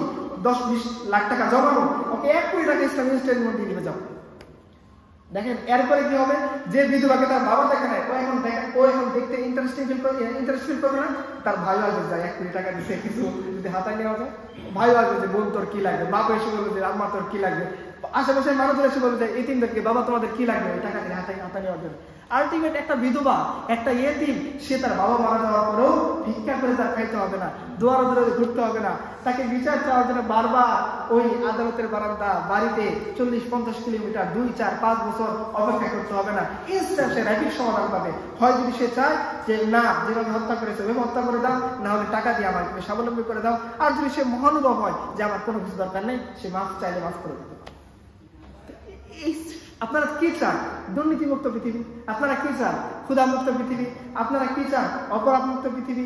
আপনারা কি চান দারিদ্র্যমুক্ত পৃথিবী? সমস্ত কিছুর এক্সাম্পল ইসলাম যেমন দিয়ে গেছে, একই সাথে সিরাতের পাতার মধ্যে সেটা বাস্তবায়ন করা আছে। আল্লাহ রাসূল সাল্লাল্লাহু আলাইহি সাল্লাম এবং রাসূল সাল্লাল্লাহু আলাইহি সাল্লাম যে প্রজন্ম আমাদের সামনে রেখে গেছেন, যাদেরকে আমরা মডেল হিসেবে খোলাফায়ে রাশেদা বলি, তারা প্রত্যেকে এই জিনিসগুলো বাস্তবায়ন করে দেখাইছেন। এবং আপনারা জানেন যে ওমরের জামানায় এক টুকরা করে কাপড় দেওয়া হয়েছে সবাইকে হাদিয়া বাইতুল মাল থেকে। ওই টুকরা কাপড় দিয়ে কারোই পরিপূর্ণ কামিজ জামা হয়নি। তো ওমর যখন মসজিদে নববীতে জুমার খুতবা দিচ্ছেন, দেখা যাচ্ছে ওই একই রঙের কাপড় ওমর পরিপূর্ণ জামা বানিয়ে খুতবা দিচ্ছেন। মুসল্লিরা বলতেছে, ওমর আপনি থামেন, আপনার খুতবা আমরা শুনবো না, আমাদেরকে যে কাপড় আপনি দিচ্ছেন সেই কাপড় দিয়ে আমরা তো পরিপূর্ণ জামা বানাইতে পারিনি, আপনি কোথা থেকে পরিপূর্ণ জামা বানাইছেন? নাকি আপনি ব্যয়সারি করে রাষ্ট্রপ্রধান হয়ে এক টুকরা আমাদের কাছ থেকে বেশি নিছেন? এই জবাব না দিলে আমরা কেউ আপনার খুতবা শুনবো না। উমরের ছেলে আব্দুল ওমর বলছেন, তোমরা দাঁড়াও, বাবার পক্ষে আমি কথা বলি। আমার বাবা এক টুকরা কাপড় পাইছে, আমিও রাষ্ট্রের সাধারণ একজন নাগরিক হিসেবে আমি এক টুকরা কাপড় পাইছি। দেখলাম যে এই টুকরা কাপড় দিয়ে বাবারও কাপড় হচ্ছে না, আমারও হচ্ছে না কামিজ, তো আমি এই টুকরাটা আমার বাবাকে হাদিয়া দিছি। আমার হাদিয়া নেওয়ার টুকরা থেকে বাবা ওই টুকরা দুই টুকরা জোড়া দিয়ে একটা জামা বানিয়েছে। এরপর মুসল্লিরা বলছেন এখন খুতবা করে। আপনারা কি চান? জবাব দিয়ে চান? মানে ধরেন আমাদের পাবলিক ভার্সিটিতে কি হয়, ওপেন সিটি কোনো টিচার জবাব দিয়ে করতে যায় একটা স্টুডেন্টের কাছে, পুরা গুরুর মতো খাটাবে। এমন তো কোনো যে আমাদের একজন টিচার ছিল, নাম উনি আমাদের প্যাথোলজি পড়ায়। তো ওনার কথা ছিল, ধরেন আপনি ক্লাসের মধ্যে লিখতেছেন, তো বলবে যে না ক্লাসের মধ্যে টিচার যখন পড়াবে তার দিকে তাকাই থাকতে হবে, লিখা যাবে। তো ঠিক আছে, আর লিখতেছে, তখন কি বলবে, তুমি না লিখো বিরাম মনে রাখবা আমি কি বলতেছি। তো ঠিক আছে, আমি প্রশ্ন করলেন যে স্যার বুঝিনি, বলবে যে বারবার বলে বলে প্রশ্ন করা যাবে না, স্যারের মেজাজ বিরক্ত হয়, প্রশ্ন ক্লাসে শেষে করতে হবে। ক্লাসে শেষে প্রশ্ন করবেন, তখন তিনি বলবেন যে আমি তোমাদের জন্য ক্লাস টাইমের বাইরে বসে আছি না, আমার ক্লাসের নির্ধারিত টাইম হলো 45 মিনিট, এরপর আমি তোমাদের জন্য বাধ্য হই ক্লাস থেকে চলে যাবো। এরকম আপনার এগুলো কমন অনেকে ভালো আছেন আলহামদুলিল্লাহ, কিন্তু কমন কিছু সিনারির কথা আমরা বললাম, কোনো জবাবদিহিতা কাউকে দিবে না। আর যত উঁচু পর্যায়ে তত জবাবদিহিতা নাই। তো আচ্ছা, তো এই যে আপনি কি চান? ওমর কাকে বলে? যাকে দেখলে শয়তান ভয় পায়। ওমরকে শয়তান ভয় পায় না, ওমরের কাছে শয়তানি করা যাবে না, আমার কিছু ধরে ফেলবে। কিন্তু রাষ্ট্রের সাধারণ জনগণ সেই ওমরকে কি চাচ্ছে? কৈফিয়ত চাচ্ছে। আপনার কি আলহামদুলিল্লাহ, থামেন আপনি আলহামদুলিল্লাহ, আপনি আগে বলেন যে আপনি কাপড় থেকে বানাইছেন, আপনি কি চান? আপনি কি চান যেটা এক্সাম্পল সিরাতের মধ্যে নেই? আপনি কি চান যেটা বাস্তব নমুনা প্র্যাকটিক্যাল উদাহরণ আল্লাহ সিরাতের মধ্যে নেই? কি চান? আপনি কোনো কিছু খুঁজে পাবেন না। তাহলে এরপরও আমরা কেন রাসূল সাল্লাল্লাহু আলাইহি ওয়াসাল্লামের এই সিরাতের পাতা থেকে অন্যদিকে ছুটে যাই? কেন অমুক দিকে তমুক দিকে? কেন পুঁজিবাদের কাছে, কেন সমাজবাদের কাছে, কেন তমুকের কাছে অমুকের কাছে আমার সমাধান খুঁজে বের করতে হবে? পুঁজিবাদ এমন একটা সিস্টেম খাড়া করছে, আপনারা জানেন অক্সফামের একটা রিপোর্ট আছে, আপনারা দেখেন বিশ্বের 50% বেশি সম্পদ মাত্র 8 জন লোকের হাতে বন্দী। চিন্তা করেন আপনি, 50% বেশি সম্পদ কতজনের হাতে বন্দী? 8% মানুষের হাতে বন্দী। আপনি কি চান? কিভাবে আপনি এই জিনিসটা সলভ করবেন? আমি যে রিসেন্ট ডক্টর ইউনিসের একটা দেখলাম, আমি তার সবকিছু সমর্থন করি না, আমি তার একটা জিনিস বলতেছি। উনি বলতেছিলেন যে এই পৃথিবীটা টিকবে না। বলছে কেন টিকবে না? এই সম্পদের যে এত বেশি ইমব্যালেন্স হয়েছে, যে ম্যাক্সিমাম সম্পদ চলে গেছে মুষ্টিমেয় 1% মানুষের হাতে, এই পৃথিবী টিকবে না। এই পৃথিবী টিকতে হলে আমাদেরকে পৃথিবী ধ্বংস করে নতুন একটা সাম্যবাদী পৃথিবী সৃষ্টি করতে হবে। আপনি সমতা চান? কি সমতা চান আপনি বলেন? এমন সমতার উদাহরণ আমি আপনাকে দেখাইলাম যে এমন কোন গরিব নাই যে অভাবী ভিক্ষা করতে অথচ তার টাকার দরকার। রাষ্ট্র এসে বলতেছে যে কে চাও জাকাতের টাকা নিবা, কে আছে সাদাকার টাকা নিবা, বলতেছে না আমরা দান সাদাকা খাওয়ার মতো কেউ লোক নাই, পারলে তুই আমার কাছ থেকে আমার জাকাতের টাকা নিয়ে টাকা। কি চান? ইসলামের একটা, আমরা শুধু জাকাত ইসলামের একটা বিধান আছে উসর, আপনারা জানেন উসর কি বলেন তো দেখি? ফসলের জাকাত। আচ্ছা বলেন তো দেখি, যে পেঁয়াজের দাম বাড়ার কারণে, হলুদের দাম বাড়ার কারণে, আদার দাম বাড়ার কারণে, চালের দাম বাড়ার কারণে গরিব মানুষ কোনো সুবিধা থাকে না? কিনে খাইতে পারে না, ওর তো খাওয়া লাগবে, ও তো পানিকে বাতাসকে বাঁচতে পারবে না। ইসলামের একটা নিয়ম হলো ফসলের জাকাত, এটাকে বলে উসর। কথার কথা, একজন কৃষক 6 মাস পরে যে ফসলটা ঘরে তুলছে, এই ফসল যদি সে আল্লাহর দেওয়া পানি অর্থাৎ বৃষ্টি দিয়ে করে তাহলে 10 ভাগের 1 ভাগ, আর যদি সেচ দিয়ে করে তার নিজস্ব কৃত্রিম সেচ তাহলে 20 ভাগের 1 ভাগ ফসল সে দিয়ে দিবে। ফসল তার মানে ধরেন 100 মণ যদি ধান হয় সে কয় ভাগ দিয়ে দিবে? 10 ভাগের 1 ভাগ। কত মণ হবে? 10 মণ। তাহলে বাংলাদেশে কত লাখ কৃষক আছে? তাহলে চিন্তা করেন কত টন চাল শুধু আমি জাকাতের ওষুধ বাবদ পাবো। এই টাকাগুলো যদি আমি গরিব এই রাস্তার অনেক মানুষের মধ্যে বর্তন করে দিই, ওদের কি কোনো চিন্তা করা লাগবে চালের দাম 120 টাকা না চালের দাম খালি 20 টাকা? ওর তো দরকারই না, ওর চাল সে ফ্রিতে পাচ্ছে। গভর্নমেন্টের জাকাত কালেকশন একটা বিভাগ, আমাদের ট্যাক্স কালেকশন বিভাগ আছে না, জাকাত কালেকশনের বিভাগ এসে রাস্তার মোড়ে জাহাঙ্গীরনগরের মোড়ে দাঁড়িয়ে আছে। এই এলাকার যত অভিবাসী বলতেছে আসো, রেশনের চাল না, এটা জাকাতের চাল, বিনামূল্যে তুমি শুধু লাইনে দাঁড়াবা, তোমার আইডেন্টি ডকুমেন্ট শো করবা, রাষ্ট্রীয় নিবন্ধন অধিদপ্তর থাকবে, অথবা কি বলে গরিব মানুষের হিসাব থাকবে, সে এসে শুধু কার্ড দেখাবে তাকে গরিব, তাকে বিনামূল্যে চাল দিয়ে দিবে, বিনামূল্যে পেঁয়াজ দিবে, বিনামূল্যে টমেটো, পটল, আলু সমস্ত কিছু সে ফ্রিতে পেয়ে যাবে। তাহলে এরপরও কেন তার নিত্য প্রয়োজনীয় দ্রব্য বাড়লো না কমলে এই হিসাবে তার কথা? আমাদের এই সিস্টেম আছে? তাহলে আপনি কি চান যেটা নেই সিরাতের পাতার মধ্যে? তারপর আপনি কেন এই সিরাত থেকে, রাসূল সাল্লাল্লাহু আলাইহি ওয়াসাল্লামের জীবনী থেকে, রাসূল সাল্লাল্লাহু আলাইহি ওয়াসাল্লামের আদর্শ থেকে, কোরআন থেকে, ইসলাম থেকে কেন দূরে সরে যাবেন? অথচ আপনি মুসলমান কেন? কি এক্সাম্পল আপনি চান? কি প্রবলেম আপনার আছে? আপনি আসেন যে এই প্রবলেমের সমাধান আপনি ইসলামের মধ্যে খুঁজে পাবেন না। কি শেষ প্রবলেম আপনি আমাকে বলেন? আছে কোনো প্রবলেম? তাহলে যদি না থাকে, যদি সমাধান সবকিছু থাকে, তাহলে কেন খণ্ডিত কোনো ব্যক্তির কাছে আপনি চলে যাবেন? যেমন কথার কথা, কার্ল মার্কস একটা সমাধানের কথা বলছে, সে কি পুরো সিস্টেমের সমাধানের কথা বলছে না একটা সিস্টেমের? কি সেই সিস্টেমের নাম কি? অর্থ ব্যবস্থা। এর বাইরে সে কোনো কথা বলে না। আচ্ছা আপনি বলেন তো দেখি, সমাজতন্ত্রের একটা মূল বক্তব্য। আচ্ছা আপনার কি কষ্ট লাগতেছে? শেষ করে দেবেন? আচ্ছা, তো রমজান মাস আপনার কষ্ট লাগতে আপনার বলবেন, সেটা শেষ করে দেবেন সামনে। তো তার একটা কথা হলো যে ব্যক্তি পর্যায়ের কোনো ইনস্টিটিউশন থাকা যাবে, সমস্ত কিছু কি করে ফেলতে হবে? রাষ্ট্রীয়করণ করে ফেলতে। মানে আপনার যে সম্পত্তি সেটার মালিক আপনি না, আপনি যে পরিশ্রম করে ঘর উঠেছে সেই ঘরের মালিক আপনি না। ইভেন আপনি ধরেন পরিশ্রম করে কিছু সম্পদ কিনছেন, একটা গাড়ি কিনছেন, একটা উট কিনছেন, ঘোড়া কিনছেন, এই জিনিসগুলো আপনার ওয়ারিশ কেউ পাবে না। আপনি মরার সাথে সাথে রাষ্ট্র সবকিছু নিয়ে যাবে। এখন আপনি বলেন তো দেখি, যে জিনিসের মধ্যে আপনার ব্যক্তিগত কোনো ফায়দা নেই, ওই কাজের প্রতি আপনি আগ্রহ ফিল করবেন? আপনি করলো কিভাবে করবেন? ওইভাবে করবো যে আপনি সরকারি কোনো ট্রেনের টিকিটের কাছে যান, একবার যে ঘুরান দিয়ে গেল এরপর আর কোনো করবে। এখন দুনিয়া আসলো না, দুনিয়া গেল, ট্রেনে আসলো লাগলো না, ট্রেনে গেল, দেখার বিষয় না, ও ডিউটি পালন করে চলে গেছে, আর কিছু টাকা হাতে নিয়ে চলে গেছে। তো কারণ কি, ওর তো কোনো জবাবদিহিতা নেই, ওর কোনো স্বার্থও নাই, ও নিশ্চয়ই বেতন পাবে, ওকে কেউ এসে দেখবেও না। ওই যে দেখলাম ট্রেনের মধ্যে আগুন লাগার পর সিসিটিভি লাগাইছে, চুল সিসিটিভি খুলে নিয়ে চলে গেছে, মানে সিসিটিভি ধরতে পারে না, চুল সিসিটিভি খুলে নিয়ে চলে যাচ্ছে, এরকম আর কি। কারণ সিসিটিভি লাগাইছে, আমি তো সেটার মধ্যে লাইন দিচ্ছে কিনা এটা বড় বিষয়, তাই না? বিষয়টা এরকম না। ও ব্যক্তি স্বার্থ যদি মানুষের না থাকে, মানুষ কাজ করতে চায় না। আপনাকে যদি বলা হয় যে আপনার মরার পরে সমস্ত সম্পত্তি রাষ্ট্র নিয়ে যাবে, আপনি কোনো সম্পত্তি রেখে যাবেন? কি টাকা পয়সা? যে কৃষককে বলা হবে যে তুমি যে জমির মধ্যে আবাদ করতেছে, এই জমি তোমার না, এই জমির ফসল তুমি ঘরে তুলতে পারবে না, এই জমির ফসল তোমার বাচ্চা ছেলে মেয়ে কেউ খেতে পারবে না, এই সম্পত্তি থেকে তোমাকে রাষ্ট্র মাত্র তোমাকে ভাড়া দিবে সম্পত্তি চাষ করার জন্য। সম্পত্তি চাষ করতে না ওই কৃষক আগ্রহী করবে? করবে না। ইসলাম কি বলছে দেখেন, ইসলামে কি ব্যক্তিগত সম্পত্তির স্বীকৃতি নেই? আছে। কিভাবে স্বীকৃতি আছে? যতটুকু আপনি হালাল উপায়ে উপার্জন করবেন ততটুকু আপনার, যেটুকু আপনি অন্যের কাছ থেকে মেরে দিচ্ছেন ওটুকু আপনার না। এবং ইসলাম ধমক দিছে, তুমি 1 বিঘা 2 বিঘা মেরে দিবা, তুমি যদি এক বিঘত পরিমাণ তুমি যদি মেরে দাও, কিয়ামতের দিন আল্লাহ তাআলা 7 আসমান জমি তোমার গলার মধ্যে ঝুলাই দিবেন, নিয়ে খা, কত সম্পত্তি খাইতে চাস। আমাদের সমাজে কি হয়, বোনের সম্পত্তি কেউ দিবে না। বোন যদি সম্পত্তি নেয় আমার সাথে কথা বলবে না। আমি দেখছি আমাদের বাড়িতে, আমি দেখছি যে ওই ভাই তার বোনকে বাড়িতে আসতে দেয় নাই। কেন? বোন তার সম্পত্তির ভাগ চাইছে, দিছে এই জন্য না, শুধু ভাগ চাইছে এই জন্য। এই জন্য তুই আর আমার বাড়িতে আসতে পারবে, তুই কি চাস? বাপের সম্পত্তি ভাগ করতে চাস? বাপের সম্পত্তি বাপ একসাথে রেখে গেছে, সে কি করতেছে? সে বোনকে শীতের দিন ভাপা পিঠা বানায় বাড়িতে পাঠায়, তার বাড়িতে পাঠিয়ে দিচ্ছে। আরে বেটা, আল্লাহকে তোকে ভাপা পিঠা খাওয়াই দেওয়া বলছে না, সম্পত্তির অধিকার দিতে বলছে। তুই ভাবা পিঠা না করে আল্লাহ তাআলা তোকে ধরবেন না, সম্পত্তির অধিকার না দিলে সমস্ত কিছু আল্লাহ তার গলার মধ্যে ঝুলাই দিবেন। আজকে আমরা সম্পত্তির অধিকার দিব না। এই বিশ্বাস করেন, আপনি 1 বিঘা সম্পত্তি দখল করে ওইখানে যদি ধান লাগিয়ে আপনি খান, আপনার ইবাদত কবুল হবে না, কারণ আপনি হারামটা দিচ্ছেন।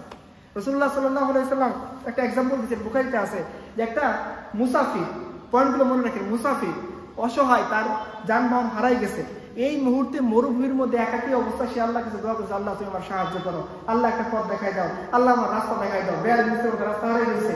তো আল্লাহ সাল্লাল্লাহু আলাইহি ওয়াসাল্লাম বলছেন, এই ব্যক্তির ডাকে কিভাবে সাড়া দেওয়া হতে পারে? তার খাবার হারামে, তার পোশাক হারামে, তার দেহ হারামে। দেখেন, আপনারা জানেন মুসাফির অবস্থায় দোয়া করলে কি হয়? কবুল হয়। অসহায় অবস্থায় দোয়া করলে কি হয়? কবুল হয়। সে মুসাফির, সে অসহায়, তারপর আল্লাহ বলছেন তার কোনো দোয়া কবুল করা হবে না। কেন? তার পোশাক হারাবে, তার খাবার হারাবে, তার দেহ হারাবে। তা আমি যে সম্পত্তি মেরে দিলাম বলে তারপরে কিভাবে আমি আশা করি যে আমি লম্বা পাগড়ি বেঁধে চারতলার উপর তাহাজ্জুদ করে জান্নাতে চলে যাবো? আপনার তাহাজ্জুদ দরকার নেই, আপনার বোন অধিকার আপনি ফিরে গিয়ে আসেন, আপনি এমনি চলে যাবেন। আর যদি আপনি অধিকার না দেন আপনি জানা যেতে পারবেন না। এটাই সিরাতের সমাধান। সিরাত কি চান? আপনার সাম্য চান? এই দেখেন সাম্যবাদী সমাজ চান। এই সাম্যবাদের, হ্যাঁ ওদের সাম্যবাদ না, ইসলাম যেটাকে জাস্টিস বলে, ইসলাম যেটাকে ন্যায় বিচার বলে, ইসলামের পরিবেশ এটা আদল এবং ইনসাফ, এটার এক্সাম্পল আপনি দেখেন। এমন কোন মদিনাকে আপনি এক্সাম্পল পাবেন না, মদিনার কোন সাহাবী, মদিনার কোন নাগরিক তার বোনের সম্পত্তি বেড়ে দিছে বা বোন সম্পত্তি চাওয়ার কারণে সে আদালতে মামলা রুজু করছে, যা ইয়া রাসূলুল্লাহ আমার ভাই আমার সম্পত্তি দিচ্ছে না, আমার বাবা মারা গেছে আজ থেকে 10 বছর আগে। আপনি মদিনাতে এরকম কোন ইতিহাসের কোন ডকুমেন্ট পাবেন না। কেন পাবেন না? কেন আপনি খুঁজে পাবেন না? আল্লাহ রাসূল সাল্লাল্লাহু আলাইহি ওয়াসাল্লাম এমন আদল এবং ইনসাফ কায়েম করছেন, খোলাফায়ে রাশিদিন এমন আদল এবং ইনসাফ কায়েম করছেন, কোন অপরাধীর সাহস হয় নাই যে ইনসাফটাকে সে ব্রেক করে কোন অপরাধ করবে। কারণ সে জানে যে ইসলামী সমাজের মধ্যে ভালো মানুষের অনেক মূল্যায়ন, তাকে উঁচু পদে উপরে টেনে তোলা হবে, আর খারাপ মানুষকে যেগুলো আগাছা থাকে সেগুলো আগাছা থেকে সমান করে দেওয়া হবে। ধানের মধ্যে আপনার আগাছা রাখেন না, ধানের ফলন যাতে ভালো হয়, ঠিক সমাজের মধ্যে কোনো দুর্নীতিবাজ, কোনো অন্যায়কারী, কোনো পাপাচারী সমাজের মধ্যে বড় প্রতিষ্ঠানে যাইতে পারবে না। অপরাধী সে হত্যা করছে, এই আপনারা খবরের মধ্যে দেখেন, ধর্ষণ করছে, ধর্ষণ করার পর সে ভিকটিমকে বলতেছে মামলা তুলে নেওয়ার জন্য, না হলে সে ধর্ষিতার মাকে ধর্ষণ করবে। এরকম আপনারা শোনেন নাই? আপনি এরকম এক্সাম্পল মদিনার সমাজ থেকে বের করে দেন। আছে কোন সমাজ যে এখন ধর্ষক সে ধর্ষিতাকে বলতেছে তুমি মামলা তুলে নাও, না নিলে তোমার মাকে আমি ধর্ষণ করবো? আছে না খবর? আপনারা দেখেন না? এগুলো ডকুমেন্টারি সার্চ দিলে আপনারা, প্রথম আলো, শেষ আলো, কালো, সব পত্রিকাতে এই জিনিসগুলো আপনারা খুঁজে পাবেন। আপনি এরকম একটা এক্সাম্পল মদিনার সমাজ থেকে দেখেন। অপরাধী অপরাধ করে সে বুক ফুলিয়ে পালানোর কোনো সুযোগ তার নেই। অপরাধী মানে কি? সে সমাজের নিগৃহীত নিকৃষ্ট একজন ব্যক্তি। আর ভালো মানুষ মানে কি? সে সমাজের একজন পরম মানুষের কাছে আদরণীয় ব্যক্তি, মানুষ তাকে সম্মান করবে, নামাজের মধ্যে তাকে সামনে দেওয়া হবে, রাষ্ট্রের কোনো পথ ফাঁকা হলে তাকে আগে দিয়ে যাওয়া হবে যে তুমি মুত্তাকি, তুমি পরহেজগার। ইসলামের নিয়ম হইল যে কেউ চাইতে পারবে না, পজিশন পোস্ট পদবি চাইতে পারবে না। একবার আবু মুসা আশআরী রাদিয়াল্লাহু আনহু তার দুই চাচাতো ভাই সহ রাসূল সাল্লাল্লাহু আলাইহি ওয়াসাল্লামের কাছে আসলেন। এসে কথা বলার ফাঁকে তার দুই চাচাতো ভাই হুট করে বলে ফেলছেন, ইয়া রাসূলুল্লাহ আমাদেরকে ইয়েমেনের একটু গভর্নর বানাবেন। তো রাসূলুল্লাহ সাল্লাল্লাহু আলাইহি ওয়াসাল্লাম বলছেন, দেখো যারা আমাদের কাছে পোস্ট চায় আমরা তাদেরকে ওই পোস্টে নিযুক্ত করি না। হে আবু মুসা আশআরী তুমি এই পোস্টের অধিকারী হও। আবু মুসা আশআরীকে আল্লাহ গভর্নর বানায় পাঠিয়েছে। সো আপনি যদি পোস্ট চান, ইসলামের নিয়ম অনুসারে আপনি আগেই ডিসকোয়ালি, আপনাকে সে গোনাতেও ধরবে না। ইসলাম কাকে দিবে পোস্টের বড় বড় পরিসরে? ইসলাম একটা এলাকার মধ্যে সার্ভে করবে, সার্ভে করে দেখবে ধরেন জ্ঞানী, গুণী, ভদ্র, ভালো মানুষদের কাছে বলবে তোমাদের এলাকার সবচেয়ে ভালো মুত্তাকি এবং জ্ঞানবান মানুষকে ইসলাম তাকে ফাইন্ড আউট করবে, তার বাড়িতে যাবে, গিয়ে বলবে যে তোমাকে ডিসি হইতে হবে। ওই কথা বলবে না আমি হইতে পারবো না, ইসলাম তাকে জোর করে ধরে ডিসির মধ্যে বসাই দিবে। এই লোকটা যে ডিসি হয়, আপনার কোনো মামলা, কোনো ন্যায় বিচার পাওয়ার জন্য আপনাকে কষ্ট করতে হবে, কোনো হাসপাতালে যাওয়ার জন্য আপনাকে আমাদের বাড়িতে, আমাদের এলাকায় একটা লোক কি করছে, সে হাসপাতালে গেছে তার ওয়াইফকে নিয়ে, নর্মাল ডেলিভারি নামে ডাক্তার এমন অবস্থা করে শেষ পর্যন্ত তার জ্বরাও কেটে ফেলতেছে। সে বিচার চাইতে পারেনি কারণ সে গরিব মানুষ, তাকে ভয় দেখানো হয়েছে যে তুমি বিচার চাইতে যাও তাহলে বড় সমস্যা হবে। নাম জানি একটা হসপিটাল নাই বললাম, আমার এলাকার ডকুমেন্টের ঘটনা আমি বলতেছি। লোকটা আমার কাছে বলতেছে আমার স্ত্রী এখন কি হবে, জিন্দিগিতে তার একটা বাচ্চা হবে না, তার যে বাচ্চা হওয়ার কথা ছিল ওই বাচ্চাও মরে গেছে, তার স্ত্রী এখন পুরো প্যারালাইজড মতো অবস্থা, নড়াচড়া করতে পারে না, ইভেন তার ইউটেরাসটা কেটে ফেলা লাগছে যে সে আর জিন্দিগিতে কি করতে পারবে না, বাচ্চা ধারণ করতে পারবে না। একে কে ইনসাফ দেবে? কি চান যেটার জন্য আপনি ইসলামকে বাদ দিয়ে, যেটার জন্য আপনি সিরাতকে বাদ দিয়ে, যেটার জন্য আপনি রাসূলুল্লাহ সাল্লাল্লাহু আলাইহি ওয়াসাল্লামকে বাদ দিয়ে পশ্চিমের কাছে, উত্তরের কাছে, দক্ষিণের কাছে সমাধান খেয়ে বেড়াচ্ছেন? কি এমন চান আপনি যেটা ইসলাম আপনাকে দেয়নি অথচ এটা আপনার দরকার? কি দেয়নি? ইসলাম ব্যক্তি স্বার্থকে স্বীকার করছে যেটা সমাজতন্ত্র স্বীকার করেনি। ফলে কি হয়েছে? সমাজতান্ত্রিক রাষ্ট্রগুলো ব্যর্থ রাষ্ট্রে পরিণত হয়েছে এবং এমন অবস্থা হয়েছে লেনিনের মূর্তিটা রাশিয়া থেকে কি করে ফেলা হয়েছে, সাধারণ জনগণ ক্রেন দিয়ে টেনে টেনে ফেলে দিচ্ছে। তুমি আমাকে যে স্বপ্ন দেখাইছো বলছে কোনো ডিসক্রিমিনেশন থাকবে না। আচ্ছা বলো তো দেখি, আপনি একটা সমাজ কায়েম করেন, ওই সমাজে কাউকে প্রধানমন্ত্রী হইতে হবে, কাকে মন্ত্রী হইতে হবে, কাউকে এমপি হইতে হবে, তাহলে সবার প্রোটোকল কি সমান থাকবে? একটা রিক্সাওয়ালাকে কি আপনি 10টা পুলিশ থেকে যাবেন ভাই 10টা পুলিশ পাশে রাখবে রিক্সা চালাও দিবেন না, মন্ত্রী বের হয়ে দিবেন? তাহলে আপনি ডিসক্রিমিনেশন হয়েছে কি নাই? আলটিমেট আপনাকে করতে হবে। আপনি বলেন ভাই এটা তো করতে হবে, হ্যাঁ এটা আমিও বলতেছি, ইসলাম এগুলো স্বীকৃতি দেয় যে ডিসক্রিমিনেশন কি থাকবে, থাকবে, তো সে ন্যায় ভিত্তিক। এরকম না যে 1% মানুষের সাথে 50% সম্পর্ক, এরকম না। ন্যায় ভিত্তিক সমাজের মধ্যে কি থাকবে? পেশার মধ্যে বন্টন থাকবে। কেউ কেউ কি করবে? সবজি উৎপাদন করবে, কেউ শিল্পপতি হবে, কেউ আবার শ্রমিক হবে। কিন্তু শ্রমিক সেটা তার শ্রমের সঠিক মজুরি পায়। আপনারা জানেন যে এই যে গার্মেন্টস ফ্যাক্টরি গুলাতে শ্রমিকের শ্রমের মজুরি কিসের ভিত্তিতে নির্ধারণ করা হয়? প্রোটিনের পার্সেন্টেজের উপর ভিত্তি করে। একটা ডেতে তার কত প্রোটিন লাগে এটার উপর ভিত্তি করে তার সেট আপ করা হয়। 10 ঘন্টা 8 ঘন্টা ডিউটি করার পরে 8,000 টাকা বেতন পায়। আপনারা বলেন তো দেখি, ঢাকার একটা প্রপারে 8,000 টাকা বেতন দিয়ে সে বস্তিতে থাকতে পারবে? তাকে বাধ্য হয়ে কি করতে হচ্ছে? ওভার টাইম করতে হচ্ছে, তার বউকে কাজে লাগাতে হচ্ছে, বউকে স্বামীকে দুইজনকে কাজ করার কারণে কি হচ্ছে? সন্তানকে গ্রামে পাঠিয়ে দিতে হচ্ছে, সন্তানগুলো বকাটে হচ্ছে, ইয়ালাপ হচ্ছে, ডান্ডি খাচ্ছে, ভালো মানুষ হয়ে গড়ে উঠতেছে না। তা আলটিমেট ভালো মানুষ যদি না হয় এটা রাষ্ট্রের জন্য ক্ষতিকর না অপকারী? আচ্ছা, বেশি পরিমাণে ছিনতাইকারী দুর্নীতিকারী হলে রাষ্ট্রের জন্য ভালো না বেশি ভালো মানুষ হলে ভালো? তাহলে যে লোকটা ইয়াবা খায়, ড্যান্ডি করে, ও রাষ্ট্রের জন্য ভালো না খারাপ? আলটিমেট রাষ্ট্রের লস হচ্ছে নাকি লাভ হচ্ছে? আপনি আমাদেরকে হিসাব দেওয়া হবে কিভাবে? এটা জিডিপি জিএনপির মাধ্যমে।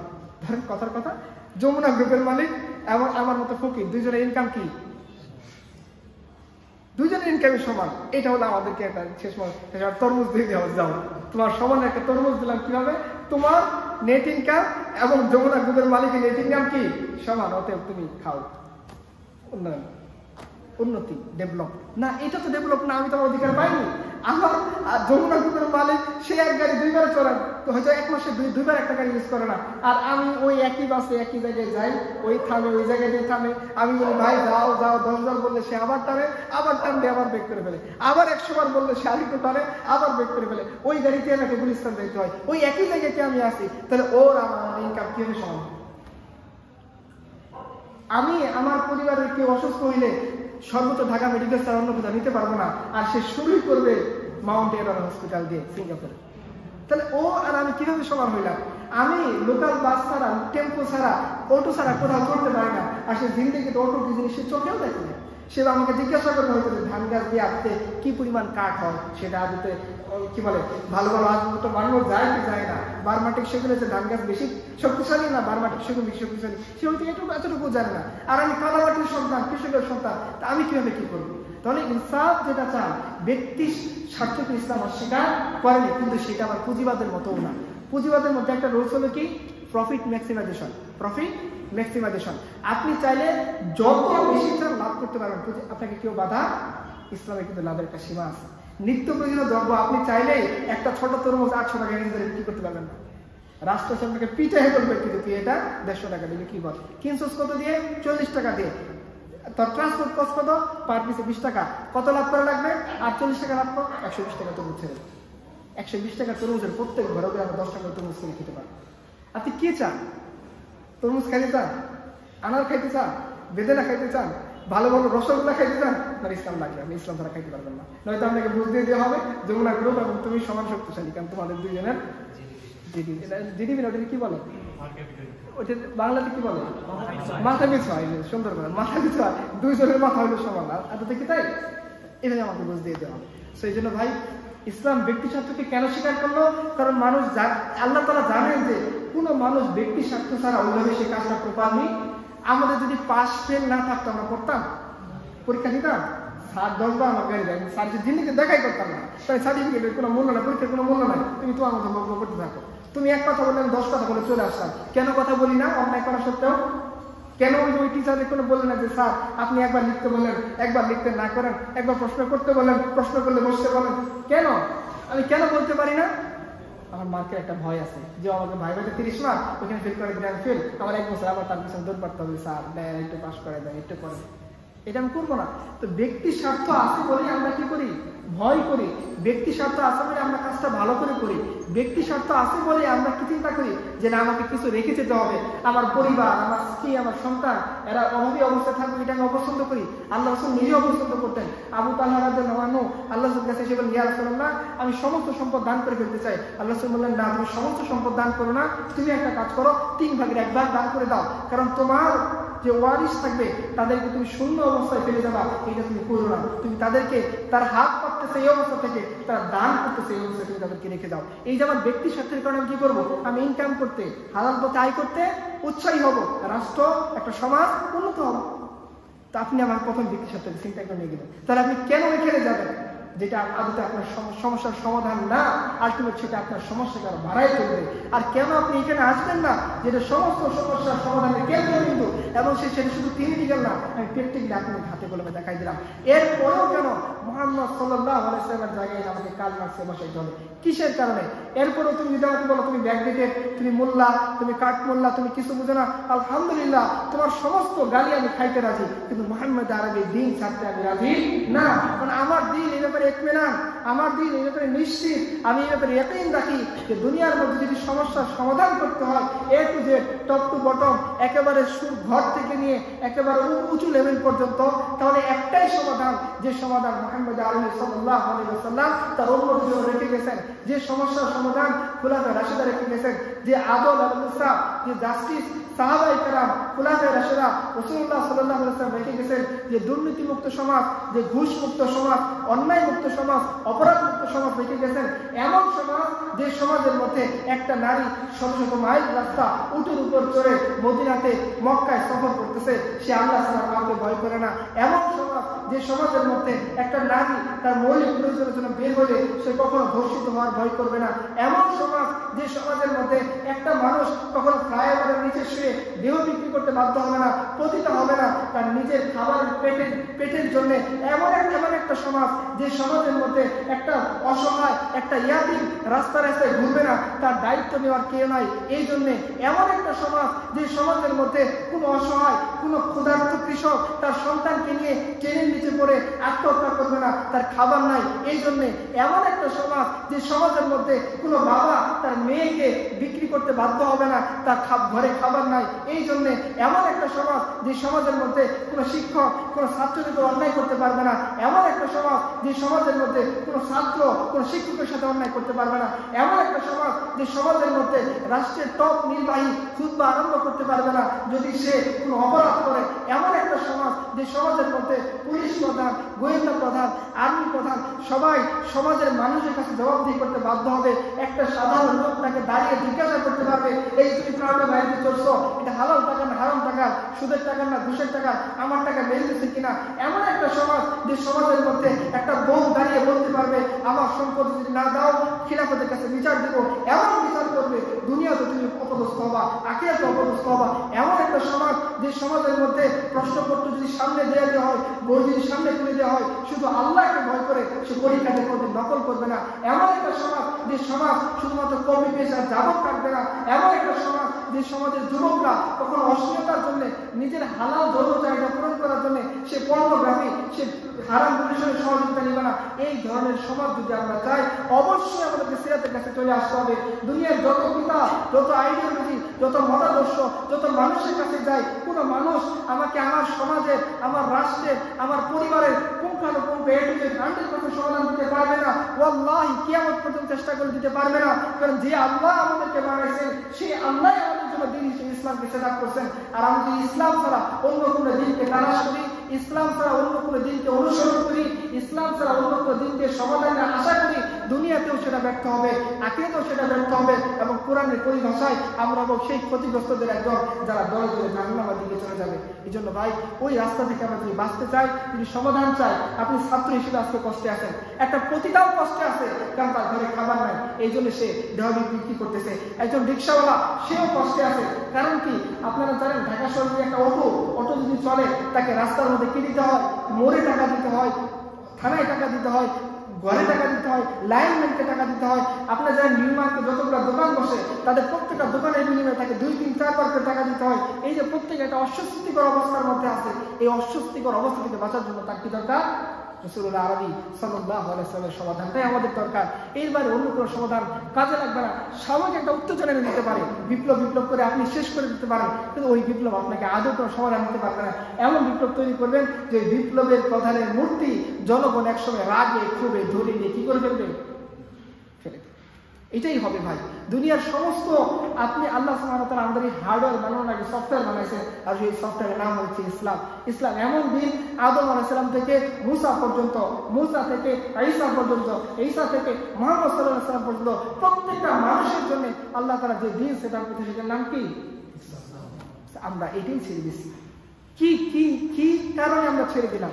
আমরা দাবি করি আমরা মুসলমানের সন্তান, ভাই বোন মুসলমান, দাড়ি আছে, টুপি আছে, কিন্তু দেখা যায় না যে ক্যারিয়ারিস্ট, যে আমি ক্যারিয়ার ছাড়া এবারে একটু চিন্তা করতে পারি না। আজকে যদি বলা হয় যে তোমাকে ভাইবা বোর্ডে দাড়ি না রাখলে তোমাকে ভালো জায়গায় প্রমোশন দেওয়া হবে, কথা কথা অ্যাডমিন কার্ডারে জব দেওয়া হবে, দেখবেন মুসলমানের সন্তান দাড়ি কামিয়ে এসে ভাইবা বোর্ডে চলে যাবে। আজকে যদি বলা হয় যে সুন্নাহ তুমি যদি ছেড়ে দাও, দিন পালন যদি ছেড়ে দাও, তাহলে আমরা তোমাকে বিদেশে স্কলারশিপ দিয়ে নিয়ে যাবো, দেখবে সে সুন্নাহ এবং দিন ছেড়ে দেবে। আমি এমন অনেকের কথা জানি যার মা তাকে সন্তান জন্মের সময় চিন্তা করতেছে নামের আগে যদি এমডি মানে মোহাম্মদ শব্দ যুক্ত করে তাহলে তার ডিবি পাইতে সমস্যা হবে। আমাদের সময় ডিবির একটা সিস্টেম ছিল, এখনো আছে, যে মেডিকেলে যাওয়া যায়, এই ডিবি পাইতে সমস্যা হবে এই চিন্তা করে সে তার সন্তানের নামের আগে থেকে এমডি কেটে দিচ্ছে। কি চিন্তা করতেছে?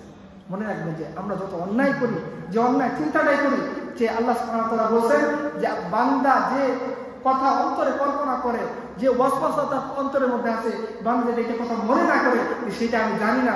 আল্লাহ তাআলা বলেন ওয়া নাহনু আকরাবু ইলাইহি মিন হাবলিল ওয়ারিদ, বান্দার যে জগলার বেরে রগ, এই রগের চেয়ে বান্দার নিকটবর্তী।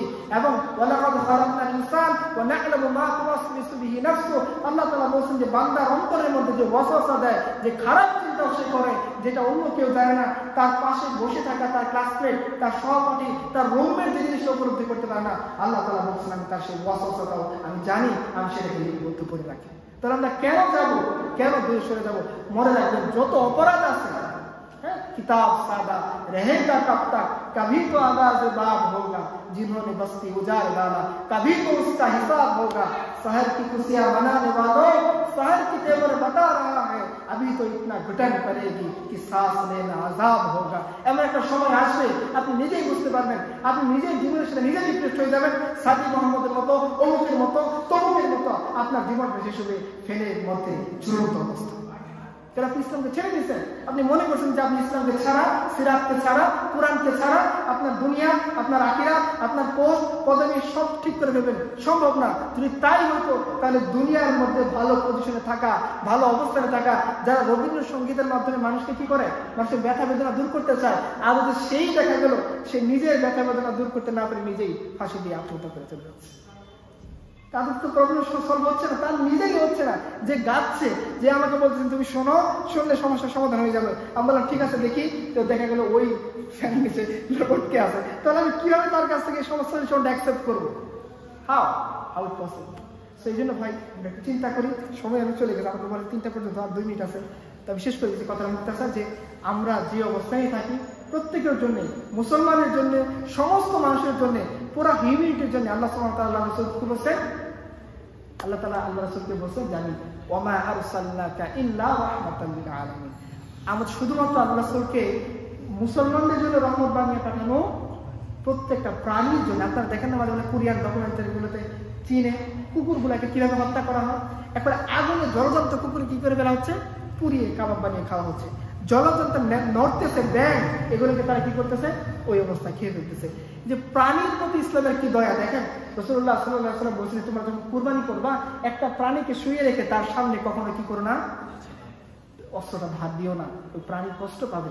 একটা প্রাণীকে সামনে দাঁড় করিয়ে রেখে আরেকটা প্রাণীকে জবাই করো না, ওই প্রাণীটা ছটফট করতে থাকবে। ওই প্রাণীটাকে আড়ালে নাও, সুন্দরভাবে জবাই করো, যাকে সাথে সে তার জীবনটা যে বের হয়ে যাবে, তুমি তাকে খাওয়া উপভোগ করবা, ঠিক আছে করো, হালাল হয়তো তোমার জন্য বৈধ আছে, কিন্তু ওই প্রাণীটাকে তুমি কোনো কষ্ট দিও না।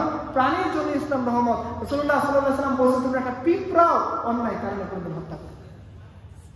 পিঁপড়ার জন্য আল্লাহ রাসূল রহমত, কাফেরদের জন্য আল্লাহ রাসূল রহমত। আল্লাহ রাসূলের শরীয়তই একমাত্র শরীয়ত যে শরীয়তের মধ্যে কাফেরদের সরাসরি মৃত্যুর বিধান না দিয়ে জিম্মির বিধান আছে, আপনি তাকে জিম্মি করতে পারেন। কাফেররা কথা যারা ইসলাম কবুল করেনি তারাও ইসলামী রাষ্ট্রে থাকতে পারবে, কি শর্তে? ইসলামের সাথে তারা নেগোসিয়েশন করে জিম্মি হিসেবে কি করতে পারবে। অন্য শরীয়ত হলে কি করতো, তাদেরকে থাকার অধিকার দিত না। যে এই ইসলাম আসার পর রাসূল সাল্লাল্লাহু আলাইহি ওয়াসাল্লাম কাফেরদের জন্য রহমত। যুদ্ধ বন্দী করা যায়, যুদ্ধের আসলে নিয়ম কি আপনারা বিশ্বযুদ্ধ দেখেন, প্রথম বিশ্বযুদ্ধ, দ্বিতীয় বিশ্বযুদ্ধ, এই যুদ্ধে কি পরিমাণ হত্যাযজ্ঞ হয়েছে। রাসূলুল্লাহ সাল্লাল্লাহু আলাইহি ওয়াসাল্লামের জীবনের মধ্যে যে 27টা সারিয়া এবং আরো যে গাজওয়া সারিয়া মিলে প্রায় 56টা বা 50টা যুদ্ধ যে হয়েছে, এই যুদ্ধের মধ্যে কতজন মানুষ মারা গেছে বলুন তো দেখি? মাত্র 1014 জনের মতো, মাত্র 1014 জনের মতো মানুষ মারা গেছে দুই পক্ষের মধ্যে।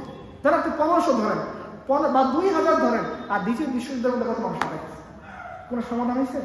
দেখুন সাইদ আবুল হাসান রহমতুল্লাহ বলছেন দুনিয়ার মধ্যে সবচেয়ে কম রক্তপাতের মাধ্যমে যে আদর্শ দুনিয়ার ভিতরে স্থাপিত হয়েছে সেটা হচ্ছে মোহাম্মদ আরবি সাল্লাল্লাহু আলাইহি ওয়াসাল্লাম আদর্শ। পুঁজিবাদ এস্টাবলিশ করার জন্য আপনি জানেন স্টিল না আফ্রিকাতে তারা কি পরিমাণ করতেছে। পৃথিবীর মধ্যে সবচেয়ে বেশি প্রাকৃতিক সম্পদ কাদের বেশি? সবচেয়ে বেশি দরিদ্র দেশ কোনটা? ভারতবর্ষ। আপনারা জানেন শশী থারুরের একটা বই আছে না, এরা অফ ডার্কনেস, যারা পড়ছেন না পড়লে পড়তে পারেন, যে তিনি দেখেন যে বাংলা অঞ্চল, বাংলা, বিহার, উড়িষ্যার নাম দিয়ে এই বাংলা রিজিয়নটা ছিল, এই বাংলা রিজিয়ন ভারতবর্ষের টোটাল জিডিপির 33% সাপ্লাই দিত। 27 থেকে 33% কে দিত? বাংলা, বিহার, উড়িষ্যা। আর এখন দেখেন আপনি ভাত খাইতে পারেন লোকাল কাছে চলাফেরা করতে, অথচ সে কি করতো? পৃথিবীর সবচেয়ে বিখ্যাত কাপড়ের নাম কি ছিল বলেন? মুসলিম।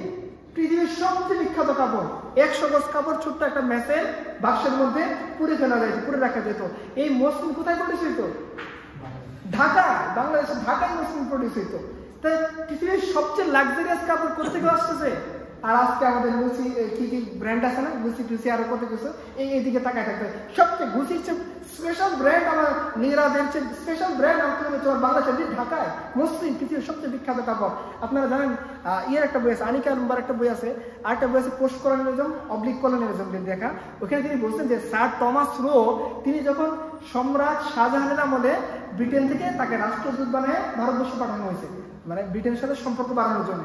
তো সম্রাট শাহজাহানের দরবারে এসে সে যে প্রাইজগুলো ব্রিটেনের রানী তাকে দিয়েছে শাহজাহানকে দেওয়ার জন্য, এগুলো সে খুলতেছে না। কে স্যার টমাসকে জিজ্ঞাসা করে কেন খুলতেছেন না? বলছে যখনই আমরা এই ধরনের উপহার যেটা ব্রিটেনের রানী আমাকে দিয়েছে শাহজাহানের জন্য, এই উপহার খোলার সাথে সাথে রাজদরবারের মানুষজন হাসাহাসি শুরু করে, কারণ রাজদরবার পাইপ পেয়ে দ্বারাও একটু ভালো স্মার্ট মানে কাপড় পরিধান করে। নিজের কথা বলছে খুলতে পারে না শরমের কারণে, খুললে শরম লাগে, মানুষজন হাসে। দেখো আমাদের বাদশার জন্য সে কি আছে, সম্রাট শাহজাহান যে ময়ূর সিংহাসনের মধ্যে চলে, স্বর্ণ যেখানে কোহিনুর হীরা বিক্রি করতো, এই ফকিরনি কি কাপড় আনছে সম্রাট শাহজাহানের জন্য। দেখো মানুষ হাসাহাসি করে, আজকে ওরা আমাদের নিয়ে আসে। কিভাবে পরিবর্তন হয়ে যায়? মানে ইসলাম মানে আপনি ফকিরনি থাকবেন না, ফকিরনি থাকবেন না আপনিও। এটা ছিল একসময়, ছিল আমাদের এইদিকে যখন ভারতবর্ষ মুসলমান শাসন করেছে তখনকার কথা আমি বলতেছি। এটা খোলাফায় রাশেদার শাসন না, যতটুকু ছিল ততটুকুর কারণে আপনি দেখেন ভারতবর্ষ এবং সম্রাট আওরঙ্গজেবের সময়ে পৃথিবীর টোটাল জিডিপির প্রায় 30% প্লাস এই ভারতবর্ষ থেকে পৃথিবীর টোটাল জিডিপি। চীন, চীন ছিল তৎকালীন আয়তনের সবচেয়ে বিশাল রাষ্ট্র, এরপরে তো সম্রাট আওরঙ্গজেবের রাষ্ট্র। ওই সময় সবচেয়ে বেশি ওয়ার্ল্ড জিডিপির সবচেয়ে বেশি অবদান ছিল কার? ভারতবর্ষে। তখন ইউরোপের কোনো খোঁজই ছিল না, ইউরোপের তখন ডার্ক এজ চলতেছে, খোঁজ ছিল না ইউরোপের। ইউরোপ তার ভাগ্য অনুষ্ঠানের জন্য এই যে ভারতবর্ষ তারা কিভাবে আবিষ্কার করছে, ব্রিটেনের রানীর কাছ থেকে টাকা নিয়েছে ইস্ট ইন্ডিয়া কোম্পানি যে আমাদের ব্যবসা বাণিজ্য করার জন্য নতুন একটা পথ দরকার, তারা পরে খুঁজে ভারতবর্ষ আবিষ্কার করছে। অথচ ভারতবর্ষের সাথে আরবের ব্যবসা কবে থেকে জানেন? রবিলা থাপারের একটা আর্টিকেল আছে, আমি তো ওইখানে তিনি দেখাইছেন, তার বেশ কয়েকটা বইও আছে, যে প্রায় 6ষ্ঠ খ্রিস্টাব্দ থেকে মানে 500 সাল থেকে ভারতবর্ষের সাথে কাদের যোগাযোগ আছে? আরব যোগাযোগ। আর ওরা আসছে কবে? 16 শতাব্দীতে, 50 সালে ডাচটা কলম্বাস রাখছে। এর আগে আরব ইংরেজের সাথে বাণিজ্য করে। তাহলে আপনি কি জানতে চান না ইসলামের মধ্যে? সায়েন্স টেকনোলজি চান? বলেন তো দেখি, পৃথিবীর যখন মুসলমান উম্মাহ খিলাফত চলতেছে, আব্বাসে খিলাফত, পৃথিবী যখন জানতো না যে সায়েন্স অ্যান্ড টেকনোলজি কি, যখন পশ্চিম জানতাম, পৃথিবী না, পশ্চিম যখন জানতো না, এখন যেটা ইউরোপ আমেরিকা আমরা যেটা বলি, তখন বাইতুল হিকমা মানে academy of sciences, science academy কে বানাইছে? মুসলমানরা বানাইছে। চোখ আপনারা পড়ছেন না ছোটবেলায়, যে চোখ থেকে আলো বস্তুত করে না, বস্তু থেকে রিফ্লেকশন হয়, এটা কে আবিষ্কার করছে? মুসলমানরা আবিষ্কার করছে। রক্ত সঞ্চালন পদ্ধতি কে আবিষ্কার করছে? মুসলমানরা আবিষ্কার করছে। প্লেনের প্রাথমিক নকশা কে আবিষ্কার করছে? মুসলমানরা আবিষ্কার করছে। আপনারা লিগেসি অফ স্পেন পড়েন, ব্রিলের একটা বই আছে, মুসলমানদের লেখা না বিশ্বাস করেন, ঠিক আছে, কাফেরদের লেখায় পড়েন, ওরাই বলতেছে যে এই জিনিসগুলো সব মুসলমানদের আবিষ্কার। তো মুসলমান শুধুমাত্র মানে আধ্যাত্মিকতা তার ইন্ডিয়া সীমাবদ্ধ থাকে না, সে এমন একটা সমাজ বিনির্মাণ করে যে সমাজের মধ্যে কৃষক, শ্রমিক, প্রযুক্তিবিদ, শিক্ষক, ভিসি, প্রাইম মিনিস্টার সবাই একটা ন্যায় এবং ইনসাফ বজায় রেখে চলে। এবং সেই সমাজ কখনো ব্যাকডেটেড সমাজ নয়, সেই সমাজের সায়েন্স, টেকনোলজি, প্রযুক্তি সবই থাকে। আপনারা জানেন ম্যাথ কিভাবে আবিষ্কার হয়েছে? ওয়ারিশের সম্পত্তি হিসাব করে না, ফারাইজ হিসাব করতে করতে গিয়ে মুসলমানরা মেথ আবিষ্কার করছে, মেথের জটিল ক্যালকুলেশন আবিষ্কার করছে। দাদার নাতির যদি সম্পত্তি হয় দাদার, সে কত ভাগ পাবে, এই হিসাব করতে করতে গিয়ে তার জন্য ক্যালকুলেশন দরকার। ঘড়ি কে আবিষ্কার করছে? সম্রাট সরলেমানের দরবারে বা আব্বাসে কিরামত থেকে ঘড়ি পাঠানো হয়েছে। একটা প্রাইজ কি পাঠাইছে? ঘড়ি। সম্রাট সরলেমান ঘড়ি খুলে না, ভাবছে যে মুসলমানকে জাদু করে এটার মধ্যে পাঠাইছে। পরে তারা বলেছে আরে গ্রন্থ হবে, এটা জাদু, এটা ঘড়ি, এটা দেখে সময় দেখতে পারবে। তখন সে ঘড়ি করছে। সম্রাট সরলেমান বাইজেন্টাইন এম্পায়ার, সর্বশেষ ইউরোপের এম্পায়ারের সম্রাট, সে ঘড়ি করতেছে না, সে মনে করছে এটা জাদু, আর মুসলমানরা তাকে ঘড়ি পাঠাচ্ছে। ইন্না ফি খালকিস সামাওয়াতি ওয়াল আরদি ওয়া ইখতিলাফিল লাইলি ওয়ান নাহারি লাআয়াতিন লিউলিল আলবাব। আল্লাহ তাআলা বলেন পৃথিবীর দিন রাত্রি পরিবর্তনে দুনিয়ার মধ্যে আল্লাহ তাআলা বলেন এখানে গবেষণা জিনিস তো আলবাব, যারা গবেষণা করতে চায়, নিদর্শন চায়, যারা সায়েন্টিস্ট, যারা বিজ্ঞানী। শেখ একটা কথা বলতেন, শেখ হারিজের মুখে আমি একবার শুনলাম, তিনি বলতেন যে এখানে এই আয়াত প্রদান শুধুমাত্র ডাক্তার ইঞ্জিনিয়ারই খুঁজে পাই, এখানে তো মৌলবী নাই, এখানে শুধুমাত্র আল্লাহ ডাক্তার ইঞ্জিনিয়ার কথা বলছেন। তোমরা উঠতে বসতে কি করো? الذين يذكرون الله قياما وقعودا وعلى جنوبهم ويتفكرون في خلق السماوات والارض। এই জমি আসমানে তোমরা গবেষণা করো, আল্লাহ বলে দিচ্ছেন আমাদেরকে গবেষণা করা নিষেধ না, তুমি সেটা পশ্চিম যেভাবে করে যাবে না। পশ্চিম কি করে? পশ্চিম একটা এখন ট্রান্সজেন্ডার ইস্যু চলতেছে পশ্চিমা একাডেমিয়াতে। এখন কেউ যদি ট্রান্সজেন্ডারের বিরুদ্ধে লেখে, তার চাকরি, তার গবেষণাপত্র পাবলিশ হয় না। 1900 সালের আগে পশ্চিম হোমোসেক্সুয়ালিটিকে মনে করতো মানসিক বিকৃতি, কিন্তু 1900 সালের পর থেকে পশ্চিম এখন কি মনে করে? বলেন, সমকামিতার বিরোধিতা করা হলো মানসিক বিকৃতি। হোমোফোবিয়া ডাকে না তাকে? একটা সময় কি ছিল? হোমোসেক্সুয়ালিটি মেন্টাল ডিসঅর্ডার, এখন হলো হোমোসেক্সুয়ালিটির বিরোধিতা করাটাকে পশ্চিম একাডেমিয়াতে কেউ যদি হোমোসেক্সুয়ালিটির বিরুদ্ধে কোনো পেপার সাবমিট করে, ওই পেপার এবং তাকে স্কলার থেকে ডিমোশন দিয়ে দেওয়া, ওএসডি করে দেওয়া, যদি স্কলার নাতি বা। তাহলে মত প্রকাশের স্বাধীনতাটা কোথায়? তোমাদের একাডেমিয়ায় তো কোনো স্বাধীনতা নাই। ইসলামের কথা বল, আমি কোনো ইসলামের কথা লিখবো না, জাস্ট একটা নিউট্রাল দৃষ্টিভঙ্গি থেকে আমি হোমোসেক্সুয়ালিটিকে রিফিউট করে একটা কলাম লিখবো, ডারউইনিজমের এভলিউশনকে রিফিউট করে একটা কলাম লিখবো, বা ট্রান্সজেন্ডার ইস্যুকে একটা রিফিউট করে কলাম লিখবো। পশ্চিমার কোন একাডেমি আমাকে সেই পেপার পাবলিশ, তাহলে কোথায় মত প্রকাশের সেই স্বাধীনতা? আর আমি তোমাকে মত প্রকাশের স্বাধীনতা দেখা এরকম উমরের সময়ে, উমরের সামনে দাঁড়ায়, যাকে শয়তান ভয় করে, একটা সাধারণ লোক দাঁড়ায় বলতেছে আপনার কথা শুনবো না, আপনি একে জবাব দিয়ে করেন। মত প্রকাশের স্বাধীনতা এই থেকে আপনারা চান? এখানে আসা লাগবে। আপনি অন্য কোথাও এত মত প্রকাশের স্বাধীনতা পাবেন না। এই জন্য আমাদের সময় শেষ হয়ে গেছে, অনেক সময় আপনাদের নিয়ে নিলাম। মোটামুটি আমি যেটা বলতে যাচ্ছি, সিরাত, সুন্নাহ, ইসলাম, কোরআন, এটি আমাদের সমাধান। শুধু আমাদের না, এটা মোল্লা মৌলবী বা কোন নির্দিষ্ট গ্রুপের কোনো সমাধান না। পুরা হিউম্যানিটির জন্য সলিউশনটা কি? ইসলাম। পুরা হিউম্যানিটির জন্য আল্লাহ সুবহানাহু ওয়া তাআলা আল্লাহ কি বলেছেন? ওমা আরসালনাকা ইল্লা রাহমাতাল লিল আলামিন। পুরা বিশ্বের জন্য আল্লাহ তাআলা আল্লাহ রাসূলকে কি করছেন? মনোনীত করছেন। আমরা যতক্ষণ পর্যন্ত এইখানে না আসবো, আর আমরা যদি মনে করি যে পশ্চিমের সাথে যদি টেক্কা না দেই, তাহলে আমাদের জীবন বোধহয় চলবে না। ছোট্ট একটা কথা মনে হলো, আমি আর 5 মিনিট সময় দিলে আমি এই পয়েন্টটা একটু বলতে চাই, যদি আপনারা বলেন। মোহাম্মদ আজহার একটা বই আছে ইসলাম দ্য ক্রস কোর্স, তিনি ওইখানে একটা সুন্দর কথা বলছেন। দেখেন, পশ্চিম যখন ইতিহাস বয়ন করে, তখন সে কিভাবে বয়ন করে জানেন? সে আপনাকে দেখাবে যে পশ্চিমের জন্যই আধুনিক বিশ্বের জন্ম হয়েছে। আপনাকে বুঝতে পারেন বিষয়টা? আচ্ছা বলেন তো দেখি, পৃথিবীর মধ্যে যে সপ্ত আশ্চর্য আছে, সেটার কয়টা আমেরিকায় আছে? বলেন তো দেখি, বলেন না কেন? পৃথিবীর সপ্তম আশ্চর্যের একটা হলো তাজমহল। এটা কখন বানানো হয়েছে? যখন আমেরিকা ডেভেলপ, ইউরোপ অত বেশি ডেভেলপ ছিল না। পৃথিবীর আরেকটা সপ্তম আশ্চর্য হলো মিশরের পিরামিড। এইটা কত আগে বানানো হয়েছে? বলেন তো দেখি, পিরামিড কত সালে? আরেকটা হলো ব্যাবিলনের ঝুলন্ত উদ্যান। ব্যাবিলনের ঝুলন্ত উদ্যান কত সালে বানানো হয়েছে? বলেন, কয় বছর আগে? 2028 সালে। কত? অনেক না, এইগুলো হিসাব বলতে হয়, একজাক্ট হিসাব বলেন কত সালে? 4500 বছর আগে। পিরামিড বানানো হয়েছে কত বছর আগে? 2500 বছর আগে, প্রায় খ্রিস্টের জন্মেরও 2500 বছর আগে। তাহলে ওই সময় পিরামিডের সর্বনিম্ন যে 500 টন, কত? আচ্ছা, এই 500 টন কিভাবে ওই অত উঁচুতে তুলছে? ক্রেন ছাড়া কিভাবে তুলছে? মানুষের পক্ষে তোলা সম্ভব? মাথায় করে কি একটার উপরে একটা নেওয়া সম্ভব? 500 টন কিভাবে নিচ্ছে? সেটা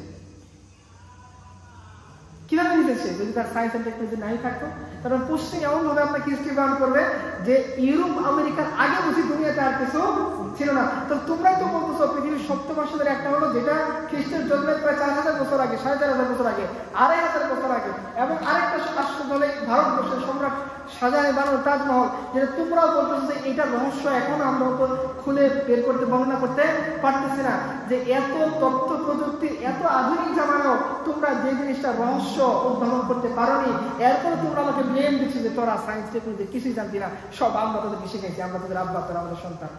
কিভাবে আমাদের এটা মানা সম্ভব? কিভাবে মানা সম্ভব? আমরা সম্রাট, তোমাদের সম্রাটের কাছে ঘড়ি বানায় পাঠাইলাম, সে জাদুবিদ্যা মনে করে সেটা খুললো না, এখন তুমি আমাকে বলতেছো সময় কাকে বলে এটা আমাদেরকে শিখাইছি। মনে রেখো, আমরা তোমাদেরকে বলবো ঘড়ি তোমাদের হাতে থাকবে, সময় আমাদের কোথায় চলবে। আমরা সেই জাতি, ঘড়ি বানায় পাঠাইছি, তুমি ঘড়ি দেখ আমরা আসতেছি। মনে নেই সম্রাট মুতাসিম কি করছিল? একজন মহিলাকে সে বন্দী করছে শত্রু দেশ, বলছে সে যখন চিৎকার করছে আমাকে ছেড়ে দাও, আমাদের খলিফা মুতাসিম কিন্তু তোমার কাছ থেকে কি করবে, এই শাস্তি হিসাব নিবে সে। তখন বলছে মুতাসিম আসতেছে 17,000 ঘোড়া নিয়ে, এই কথা খলিফা মুতাসিমের কাছে চলে যাচ্ছে। মুতাসিম খুলে ফেরা আসে না, কিন্তু মুতাসিমের কাছে যখন এই খবর গেছে যে মুসলিম মহিলাকে বন্দী করে ফেলছে শত্রু দেশ, এবং সে মত করে বলছে আপনাকে যে মুতাসিম 17,000 ঘোড়ায় চলে আসতেছে, মুতাসিম বলতেছে ওই রুম থেকে জানায় দাও। মুতাসিম 17,000 ঘোড়া নিয়ে রওনা দিয়ে দিচ্ছে। মোহাম্মদ বিন কাসেম ভারতবর্ষ জয় করেছে কিসের কারণে? বলা হচ্ছে যে এখানে মুসলিম মেয়েরা নির্যাতিত হচ্ছে। খলিফা হাজ্জাজ সবচেয়ে নিকৃষ্ট খলিফাদের একজন, তিনি তার জামাতা কে পাঠাই দিলেন, যাও ভারতবর্ষ জয় করে ফেলো। তো অন্যায় ইসলাম বরদাস্ত করেন, আপনি অন্যায় পাবেন না। আপনি যদি ন্যায় বিচার চান, আপনি যদি সায়েন্স টেকনোলজির উন্নতি চান, যেটা আমি বললাম পশ্চিমের কথা বিভ্রান্ত হয় না। দুটো এক্সাম্পল আমি আপনাদেরকে দিলাম যে পশ্চিম আসার আগে দুনিয়াতে উন্নতি ছিল। পশ্চিম আসার আগে ব্যাবিলনের ঝুলন্ত উদ্যান ছিল। আমরা ঝুলন্ত একটা ঝুলন্ত বিল্ডিং এর কথা বলেন তো দেখি, আছে ঝুলন্ত বিল্ডিং এর কথা আছে? আচ্ছা, তো ঠিক আছে, তার মানে ঝুলন্ত বিল্ডিং কোথাও আছে বলেন তো দেখি, এখন আছে? আপনারা বলেন না যে ঝুলন্ত ব্রিজ কি আছে? ঝুলন্ত না, তার দেওয়া আছে। পুরো একটা উদ্যান বানাইছে ব্যাবিলনের মধ্যে, ঝুলন্ত উদ্যান।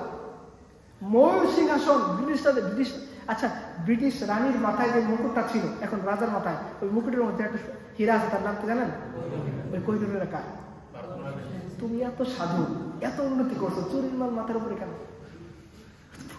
চোরকে বলা লাগবে মোবাইল চোর, চুরির মাল মাথার মধ্যে নিয়ে ঘুরতেছে, ও কি বলা লাগবে যে চোর? ও দেখলে বোঝা যাচ্ছে কিছু জিনিস নিচে আফ্রিকা থেকে, আর কিছু জিনিস নিচে ভারত থেকে নিয়ে মুকুট বানিয়ে সে পড়ছে, ওদের চোর। আমার আর কি দরকার? ওর মুকুটই বলতেছে ও চোর। সবচেয়ে প্রধান যেটা জগ করতেছে হীরা, ওইটা ভারতবর্ষ থেকে কোহিনূর মোগলদের হীরা সে ধার করে গেছে, চুরি করে গেছে। তো তার মানে ইসলাম আমরা মডার্ন সমাজ মনে করি ইসলাম মানলে মনে যে শুধু হুজুর, শুধুমাত্র যে দরবেশের মতো করে ঘুরতে হবে, খানকায় না, এরকম না। হ্যাঁ, কিছু মানুষ খানকায় থাকবে, মেহনত করবে, কিছু মানুষ দাওয়াত কাজ করবে, কিছু মানুষ হুজুর হবে, কিছু মানুষ প্রযুক্তিবিদ হবে, কিছু মানুষ রিক্সাও থাকবে, কিছু মানুষ প্রশাসক হবে। এই হবে সুন্দর একটা সমাজ। এই সমাজের মৌলিক বুনিয়াদ হচ্ছে আদল ইসলাম। পশ্চিমের কাছে আমরা না তাকাই। একবার একটা কবিতা বলে শেষ করতে উনি বলছেন যে আপনি মিল্লাত পার কিয়াস আকওয়ামে মাগরিব সে না কর খাস হে তারকিব মে কওমে রাসূল হাশিমি, যে তুমি তোমার পশ্চিমের সাথে মিলিয়ে উন্নতির কথা চিন্তা করো না। খিরা না কর সকা মুঝে জলওয়া ये दानी से फरंग सुरमा था मेरे आंख का खाके मदीना व नजफ। উনি বলতেছেন দেখো আমিও পশ্চিমে ঘুরে এসেছি। পশ্চিমে তিনি বিএসসি করছেন, পশ্চিমে তিনি পিএইচডি করছেন। উনি বলছেন দেখো আমিও পশ্চিমে ঘুরে আসছি। পশ্চিমে শুধু উলঙ্গপনা, বেহায়াপনা, পশ্চিমে মানবতাবাদ বলে কিছু নেই, পশ্চিমে মানুষের কোনো অধিকার নেই, শুধু নোংরা, উলঙ্গপনা, বেহায়াপনা। ওই অবস্থায় নিজেকে বাঁচাইছে কি দিয়ে? বলছে কি দিয়ে? ইকবাল বলতেছেন যা সুরমা থা মেরে আঁখ কা খাকে মদিনা ও নজফ। ওই পশ্চিমের চোখ ধাঁধানো সায়েন্স অ্যান্ড টেকনোলজির ঝলকানি থেকে আমি নিজেকে বাঁচাইছি। আমি মদিনার মাটি দিয়ে নিজের চোখের সুরমা বানিয়ে চোখের মধ্যে পরে রাখছিলাম, যার কারণে পশ্চিমের সায়েন্স অ্যান্ড টেকনোলজির ঝলক আমার চোখকে ঝলসা দিতে পারিনি। আমি ইসলামের পরিচয়, ইসলামের মধ্যে সব আসল নাই। পশ্চিমের ঝলকানি দেখে আমরা মনে না করি যে পশ্চিমের আগে দুনিয়ার কিছু ছিল না।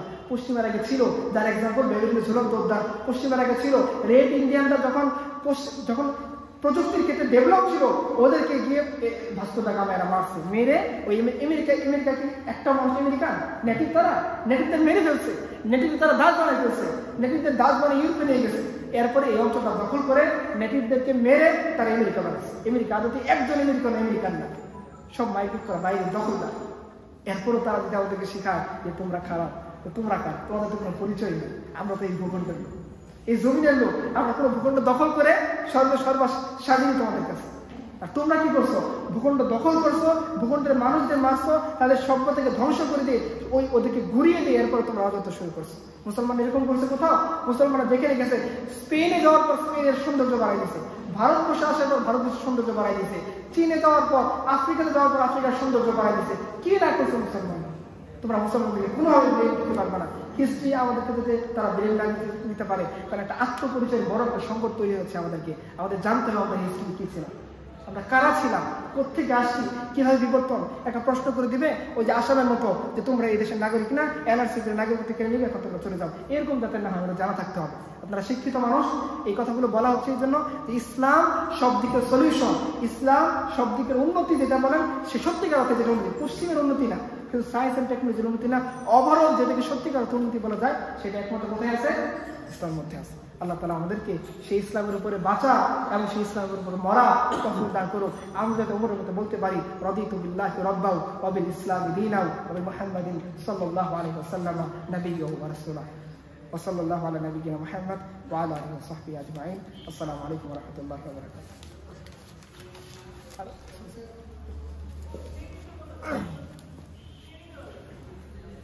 আপনারা সকলে জেনে থাকবেন আমাদের 5 দিনের প্রোগ্রামে আজকে দ্বিতীয় দিন। তো প্রতিটা প্রোগ্রামের শেষে হচ্ছে আমরা একটা করে কোশ্চেনের আনসার সেশন রেখেছি আর কি। তো এখন আপনারা যদি এখন আমাদের কোশ্চেনের আনসার সেশনটা হবে, আপনারা যদি কেউ আপনাদের মধ্যে কোনো কোশ্চেন, আপনাদের মনে কোনো প্রশ্ন যদি উঠে থাকে, তো আপনারা এই বিষয়ে অথবা অন্যান্য বিষয়ে আপনি করতে পারেন।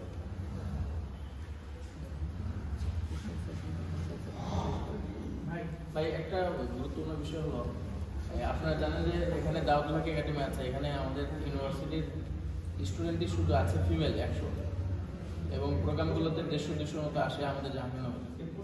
এর আগে সোহাগ ভাই আসছেন, আরও বড়রা আসছেন। তো ওনার প্রোগ্রাম ওখানে সেট করা 3:30টায়। তো আপনারা যদি একটু অনুমতি দেন, কারণ যাইতে 10 মিনিটের মতো লাগবে, তো প্রশ্নোত্তর পর্বটা থাকতে পারে। আমরা ওনাকে আরও পরে নিয়ে আসবো ইনশাল্লাহ, সমস্যা নেই। তো আপনারা অনুমতি দিয়ে দেন ইনশাল্লাহ। আমাদের ইসলাম দরকার আছে, আমাদের বন্ধুদের ইসলাম দরকার নাই। ও হাফ প্যান্ট পরে 3/4 পরে ঘুরতেছে। তো আপনি যতই পাক্কাই মনোলা হন, একসময় না শয়তান ধোকা দেবে। এবং আমাদের দিনে আসার সোর্স অনেক আছে। জুমার নামাজ, আমরা খতিব সাহেবের বয়ান শুনি, ভাই আছেন ওনার কথা শুনলাম, 7 দিনব্যাপী প্রোগ্রাম চলতেছে। কিন্তু মেয়েদের দিন শেখার সোর্স আমাদের দেশে একেবারেই কম।